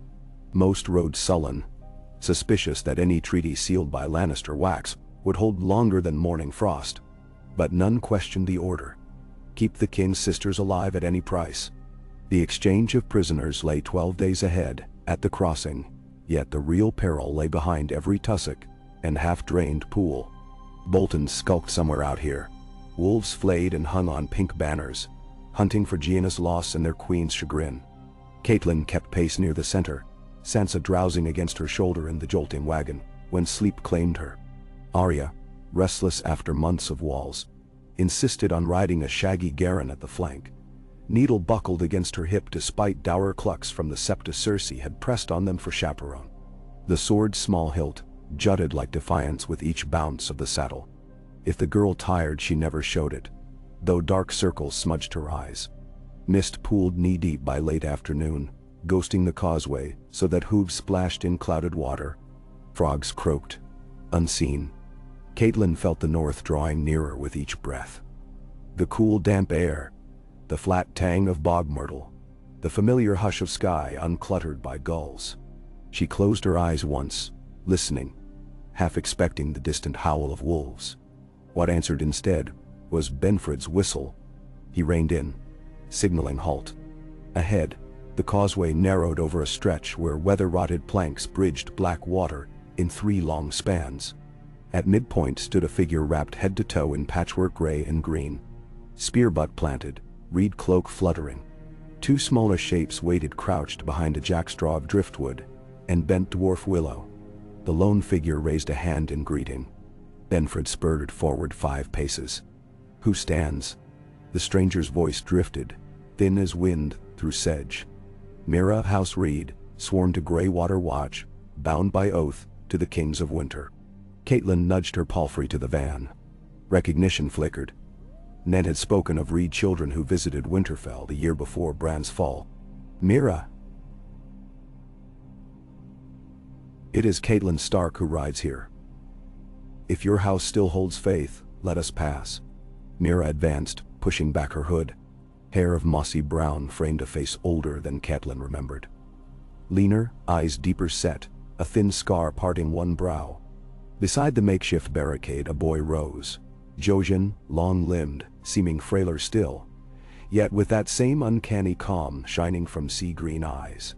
He carried no blade, only a weirwood staff carved with swirling runes. "Our father sent us to guide you," Jojen said, voice soft. "The causeway ahead is flooded. Bolton scouts drowned the markers 3 days past. We know safer paths." "Betty," Benfred scowled. "Why should we trust Reed words? The neck breeds trickery like marsh gas." "The neck breeds survival," Mira answered. "Flayed men ride behind you. If we meant you ill, we could have loosed quarrels from the fog already." Catelyn raised a hand. Their house owed Ned Stark loyalty when none else remembered. "We will follow." The escort edged from plank to mudbank, wheels sinking to rims. Reed farriers appeared as if conjured, poles vaulting cattail beds to lash hide floats beneath each wagon. The column inched off the King's Road, and into a labyrinth of willow islands and shallow channels stained brown by tannin. Frogs fell silent. Only splash and sucking mud broke the hush. Night crept in under a lowering mantle of cloud. Torches were forbidden, lest they paint bullseyes on reed screens for arrow fire. Instead, Mira led by glowworm lanterns cupped in horn jars, their green light casting ghostly ribbons. Sansa woke, saw the eerie glow, and pressed close to Catelyn. But Arya's face lifted, eager. Near midnight, they reached a knoll of firmer ground, dark pines clawing at a sliver of moon. Reed tents already dotted the clearing. Fires guttered in pits screened by earthen berms to hide their glow. Smells of fish stew and smoked eel carried. Catelyn, dismounted, stiff-limbed. Mira met her, offering a horn cup of pine needle tea. "Green dreams said you would seek passage," she murmured. "But the dream splits. One branch leads you safely home. One leads into gray water where towers drown." "I have drowned enough towers," Catelyn replied, thinking of the twins. She accepted the tea. Savory warmth spread through her limbs. They sat near the smallest fire where Jojen warmed thin hands. Across the embers, Arya knelt, listening. Mira laid a hand on the girl's shoulder. "You fought smoke men at Harrenhal, they say." Arya's chin lifted. "I killed one at Red Fork. He had a lion sewn on his coat.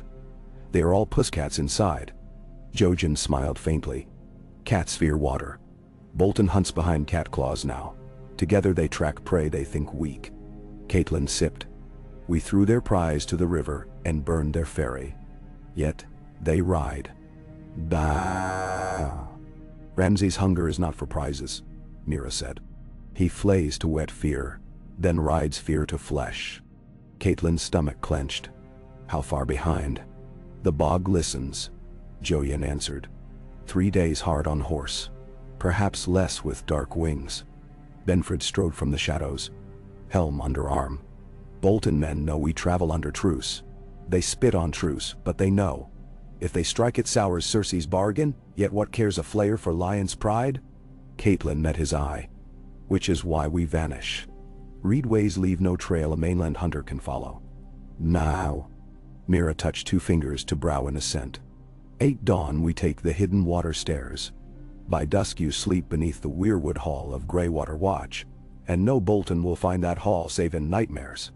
So it was agreed. Torchlights smothered, guards posted with frogskin, darts dipped in dreambane.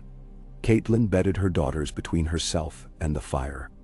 Cloak spread wide. Jaina curled near Sansa's back. Rain pattered soft before dawn, a whisper among rushes. She dreamed of Ned's voice saying not words, but an old lullaby hummed beneath the heart tree, oak leaves drifting. She woke wet-cheeked, but not from rain. Morning wore a robe of fog so dense the world seemed carved from milk. Reed scouts lashed reed mats into catamaran rafts, 2 poles for each, cargo slung in net hammocks between pontoons.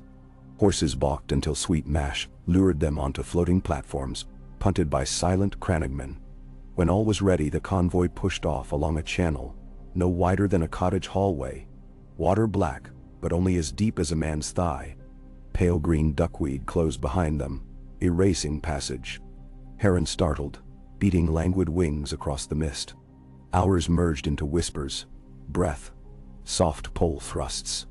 Sometimes a hexagonal weirwood slab rose mid-water like a stepping stone, carved with spirals that Jojen claimed marked the children's causeways. Sometimes Catelyn thought she glimpsed shadowy shapes pacing beyond cattails. Wolves? Bog devils? Only reed fronds waving. At noon they rested where a stand of pine rooted on solid peat. Reed women served broth of hagfish spiced with marsh pepper. Arya devoured 2 bowls. Sansa managed a polite sip, wrinkling at earthy tang. Jaina huddled beneath Mira's spare cloak, still skittish as a fawn. Benford scanned south, through spyglass of groundhorn. Nothing but fog. Yet I feel eyes. Catelyn felt them too, pricking skin. She asked Mira, who nodded toward a barrel-like lizard skull mounted on a pole. "Basilisk gators haunt these channels," the girl said. "Better they watch us than men." They set off again. By late afternoon the fog thinned to gauzy shreds. Ahead rose mounded earthworks ringed by logs driven sharpened end up to form a palisade half out of water. Beyond that palisade, timber halls perched on stilts so high, their thatch roofs scraped low clouds. Rope bridges linked platforms, swaying. Reeds had told tales of Greywater Watch drifting by slow magic across the bog. Seeing it, Catelyn half believed. They climbed a ladder of living mangrove roots to the largest hall, its walls daubed with white clay spirals. Within, the air smelled of cedar resin and wood smoke. Small windows released shafts of dusty light. On a dais sat Lord Howland Reed, slight man in pale green surcoat, wolf's head brooch at neck. His hair lay silver-streaked now, though he could scarce be 45. When Catelyn knelt, he rose, drawing her to feet. "I owe Ned Stark's lady every honor I possess," he said, voice reed thin yet steadier than any timber. "This hall drifts at your word, my lady." Catelyn thanked him. "We seek only shelter and passage unseen." "Shelter you have. Passage. There is more to weigh." He led them to a map, traced on birch bark. Cracks, marking marsh veins, green stones for islands. "Bolton hunts your backs. Lannister lurks before your path. Though the treaty names Safe Road, the Lion Queen cannot hold every claw. You need escort by water to White Harbor, then swift ship to Eastwatch. From there, bear north up the King's Road under fell trees. That is longest yet surest." "White Harbor lies leagues east," Benfred objected. "Time runs." Lord Reed tossed a bone tile onto map.ik. "Time bends where swamp meets sea. A secret tide channel opens 2 nights hence. With fast tide skiffs you reach the White Knife's mouth in a day. Safer than the King's Road's open mile." Catelyn studied the map. "We would pass nigh to Moat Cailin. Robb commanded Lord Bolton's garrison there, though word is scarce which Bolton remains loyal. Domeric's cousins hold the moat, not Ramsay. Yet blood binds them. Better skirt silent." His eyes gleamed. "Robb will strike once you pass. 2 fronts confuse the flare." She nodded. "Then we sail on your tide." Night at Greywater felt as if the world tipped. Hall creaked upon stilts, moaning softly. Rain drummed on thatch, leaking in silver threads. Arya begged to spar. Mira obliged, wooden spear against needle. Sparks of laughter flashed until Catelyn hushed them lest enemies lurked beneath floorboards. Sansa and Jaina sat with Reed women learning to weave cattail dolls. Catelyn penned a raven scroll to Robb, sealing with direwolf pressed in birch pitch. "Safe at Greywater? Plan changed. Sailing to White Harbor. Beware Ramsay in your rear." She trusted the Crannog hawk would fly truer than ravens along open sky. On the second night, when the full moon hid behind slate clouds, Reed skiffs, narrow hulls of pine covered in turtle shell lacquer, slipped from Greywater's west dock. Each carried 5 souls, propelled by silent sculling oars that sliced water without splash. The sisters rowed in the central boat with Catelyn, Benfred, and Jojen. Mira led in the forecraft. Spear, propped. Reed archers in 3 boats, flanked behind. No lantern shone. Sight belonged to moonlight and keen marsh scents. They ran with tide along a channel that narrowed at points to mere boat width. Overhanging willows brushed hats. At times swift current shot them between limestone ribs where pale fungus glimmered like ghost fire, and echoes of oar strokes bounced back as whispers. Hours slipped by. Near dawn, a rumble stirred low, distant. Catelyn glanced aft. Dark forms moved along a parallel channel, dozen horsemen wading chest deep, leading mounts rather than riding, guiding crude rafts bearing bundles. Pink banners slunk after like blood-soaked tongues. Bolton.con. Mira's hand sign commanded silence. Oars lifted. Skiffs drifted on momentum into a side gut screened by cattail. A cry rang where the Bolton scouts expected open water but found razor grass blocking. 2 horses screeched, flailing. 1 raft snagged, overturned. Crates slid and splashed. Boltons cursed. Reed archers loosed at unseen range. Whistle, thud. A man shrilled. Another arrow struck barrel of lamp oil. Flame bloomed orange upon water. Horses panicked. Someone screamed orders. Quarrels flew wild into the night. All chaos. Mira signaled. Reed boats shot ahead on pale ripples. By time shouts faded, only orange glow tarried. At midday they reached the White Knife estuary. A gull's keening greeted them. First bird call, not frog croak for days. Salt water mirrored the sky's clearing blue. Reed skiffs nosed alongside a trading cog anchored behind a sandbar. Sea otter of White Harbor, wide belly hull, single mast trimmed with green-white sails bearing merman emblem. Its master, a grizzled Manderley cousin named Sertagon, lowered a rope ladder. One by one the Starks climbed, cloaks heavy with marsh damp. Sansa gasped as she stepped upon stout deck planking, sheer relief opening her features. Dagon bowed to her. "My lady, the sea will bear you gentler than bogs, I hope." He turned to Catelyn. "We ride flood tide inside the hour.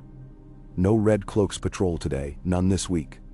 They sailed south chasing sellsail prizes." "Let them chase," Benford muttered. Sails filled, lines creaked. Sea otter glided toward wide mouth between headlands. Gray cliffs rolled past, riddled with cormorant nests. Crewmen sang low shanties.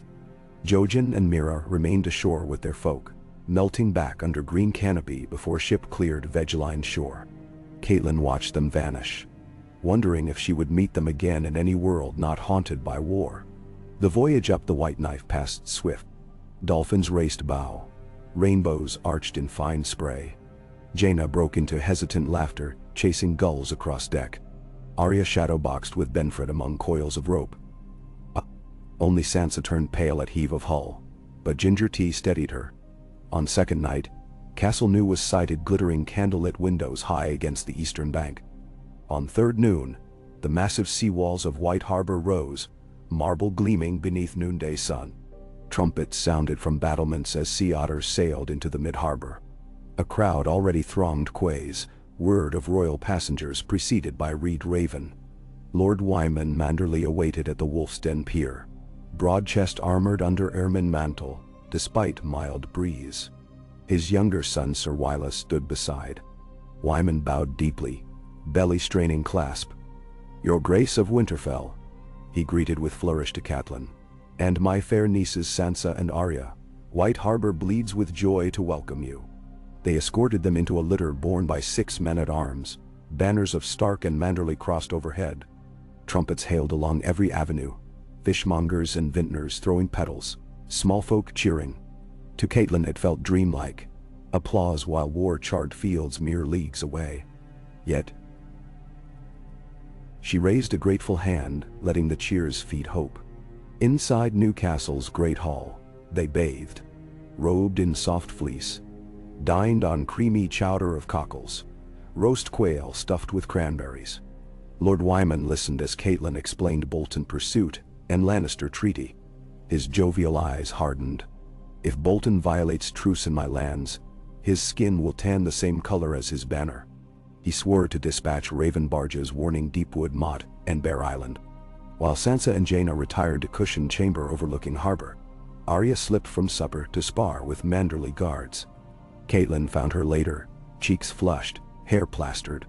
"I won 7 of 10 bouts," Arya crowed. "They fight like fat pigs." "Show respect," Catelyn scolded lightly. Hiding smile. "These pigs may die for us." "I'll die for them too," Arya replied earnest. Next dawn they rode north again. This time along the King's Road, under escort of 200 Manderley men, flanked by tall pines dusted with late frost. Snowflakes drifted midday though sun shone. Winter whispered. By dusk, they lodged at a way hall near Torrhen's square ruins, burned months before. Local smallfolk, hearing Starks near, brought baskets. Lean turnips, smoked trout, ground acorn meal. They knelt, tears bright. Catelyn's heart bruised anew. These folk still bled for wolves, though wolves' fangs dulled by war. On third evening, as they skirted Barrows, south of Banks, where the White Knife met the Fever River, hoofbeats thundered from rear. Benford's rear scouts galloped in. Bolton riders, 3 banners, 5 miles south. Pressing hard. Manderley captain cursed. They must have marched cross-country. Catelyn ordered quick counsel in glade red with setting sun. Captains traced ground. Manderley's horse outnumbered Bolton's, but enemy held fresh remounts. Benford offered challenge. Lure them into pine defile and use archers perched among branches. Yet Bolton's infamous archer corps made forests lethal. Lord Wyman, though absent, had left contingency. Wagon of whale oil casks for deep winter torches. Fire beats flayed men, Arya said. She had crept near unseen. Her gray eyes shone fierce. Burn the pines behind them. Catelyn hesitated. One slip could ignite half the forest, small folk homes. Yet better charred trunks than flayed daughters. She nodded. Plan set. Night fell moonless. Manderley wagons disgorged casks at narrow saddle between twin ridges. Archers smeared shafts in tallow. Officers dripped whale oil upon pine needles. Troops hid upslope, leaving rude barricade across road. Then they waited. Owls hooted. Frost silvered limbs. Bolton vanguard arrived past third watch. Scouts packing torches.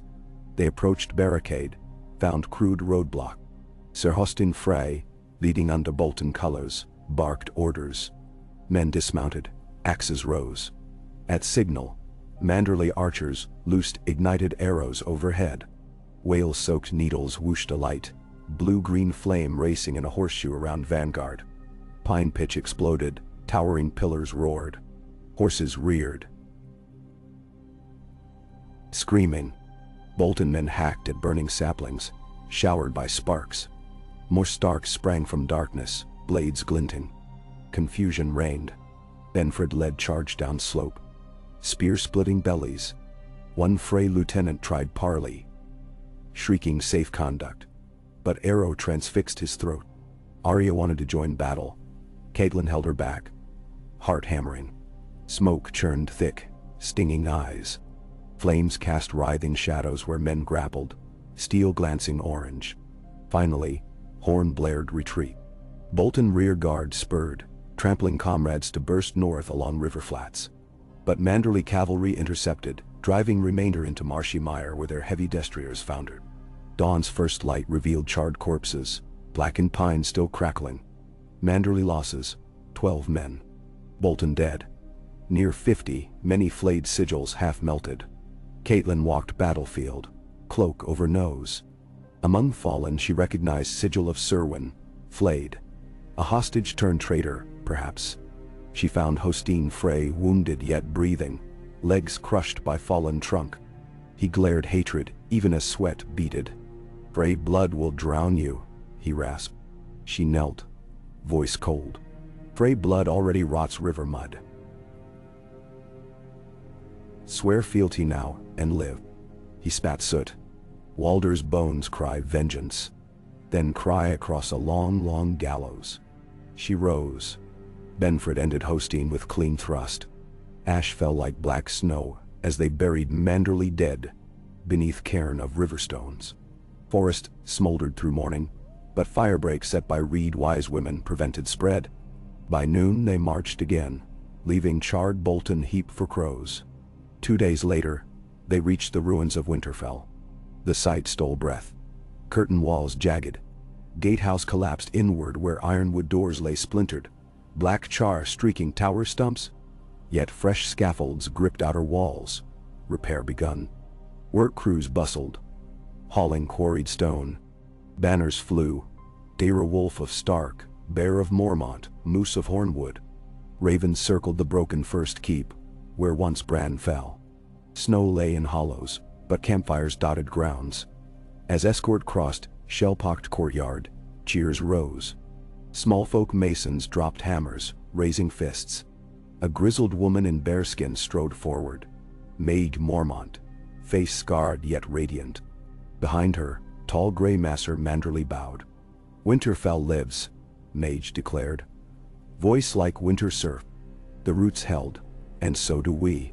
Catelyn dismounted, tears spilling. She embraced Mage, then Hornwood foreman, then any who reached. Sansa followed. silent awe in blue eyes. Arya sprang from saddle to run, darting through rubble, tracing childhood haunts. She returned clutching scorched wooden direwolf, found near collapsed stable doors, held it up triumphant. Work crews prepared rooms in the still intact great hall wing. That night feast tables filled with venison stew, oats, last summer's pickled beets. Harpist played northern lay though half strings out of tune. Sansa sang softly, voice pure as when she wowed Winterfell's guests. Tears glistened at many cheeks. Later Catelyn walked the godswood. Snow blanketed moss, but hot spring pools steamed. The weirwood still stood, leaves singed by distant fire yet bleeding red sap where bark cracked. She knelt, pressed brow to cool trunk. "I have brought them home," she whispered. "Keep them here."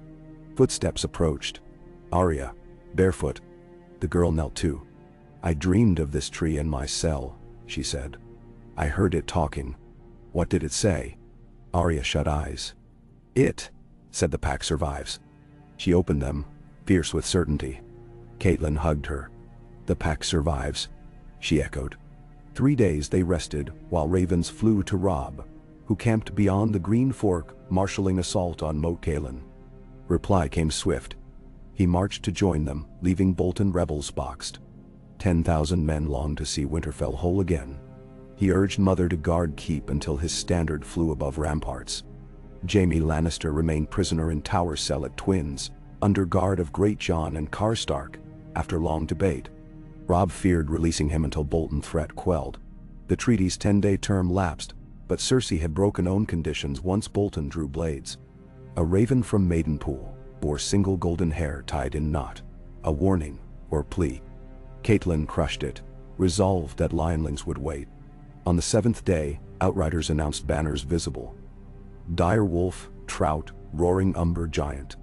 Robb rode at head, cloak fluttering. His men flooded Winterfell's field, joy rising like battle drums. Gatehouse roof still gone, but horns blew welcome through half-rebuilt arch. He dismounted before his sisters. Sansa bowed. Arya tackled him, laughing. He hugged both, tears sparkling. Catelyn watched, heart full. He approached then, drew her to him. "You carried my heart north," he murmured. "I would have lost all without you." She touched his cheek. Stubble pricked. "Then keep it safe within these walls." Feasting followed 3 nights running. On second night news arrived. Moat Cailin fallen. Reed Greenseers opened hidden sluice, flooding tunnel under South Gate. Ramsay's cousins surrendered. Roose Bolton vanished, rumored retreat toward Dreadfort. Robb announced march to root him out. Council met in Library Rookery, among half-burnt tomes. Robb, Catelyn, Brynden, Mage, Manderly, Benfred, and newly arrived Theon Greyjoy. Gaunt but alive after escape from sister's captivity. Theon knelt, offering fealty bruised brow. Robb accepted, wary. Plans forged. Robb leads main host east to Carhold, then south to Dreadfort. Maege holds Winterfell with Manderly foot. Catelyn oversees reconstruction and readies ravens to every loyal house of North. Sansa teaches orphans letters. Arya trains youths in archery. Jaina, no longer needing false names, remains ward to Lady Hornwood, new future found. 2 weeks later, the host departed, under falling snow. Catelyn stood upon new mended battlements, cloak flapping. She watched banners recede into white. Inside her stirred dread and pride. She had wielded dagger, crossed marsh, burned forest, defied queen, to earn this fragile moment where Winterfell breathed again. Night deepened, full of muffled drifts. She walked hallways by torch, tracing stone still warm from smith's fires. Passing larder, she heard laughter. Sansa and kitchen girls kneading bread. Flour dusting hair. Near training yard, clang of steel. Arya dueling Theon, wooden blades cracked. She paused, letting sounds weave lullaby. Later she scribed journal by fire, chronicling path from River Run to this rebirth, sealing pages within chest for maesters yet unborn. Quill trembled, finishing line. Guest right may break, walls may fall, but river and root endure. I will be both water and stone. Outside, Snow whispered. She slipped onto balcony, breathed frigid air.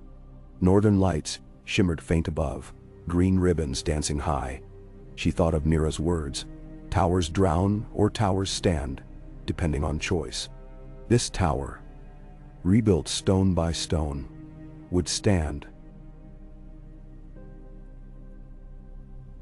She vowed, until wolves ran star roads. From the dark below the wall, a lone wolf howled, long and low. Another answered westward, then a third east. The sound wrapped her, fierce and mournful both. She closed her eyes, listening, until howl faded into hush of falling snow. Far away beyond rivers and burned pines, daggers were sharpening still. Circe in her gilded keep, Ramsay in frostbit kennels, Frey scions wedding grudges. War would return, but Winterfell was no longer ruin. It was hearth, anvil, bowstring drawn, and at its heart, a mother who had learned that mercy could wear claws, that rivers could carve fates, that a single knife in candlelit silence might shift the course of kingdoms. She sheathed that knowledge inside her soul like a blade kept keen. When she turned back into the tower, flames leaped higher in hearth. She shut casement, bolted, and walked the corridor with steps sure as the new stones underfoot. The North remembered, and Catelyn Stark, river rehoned, would see that the world did not forget.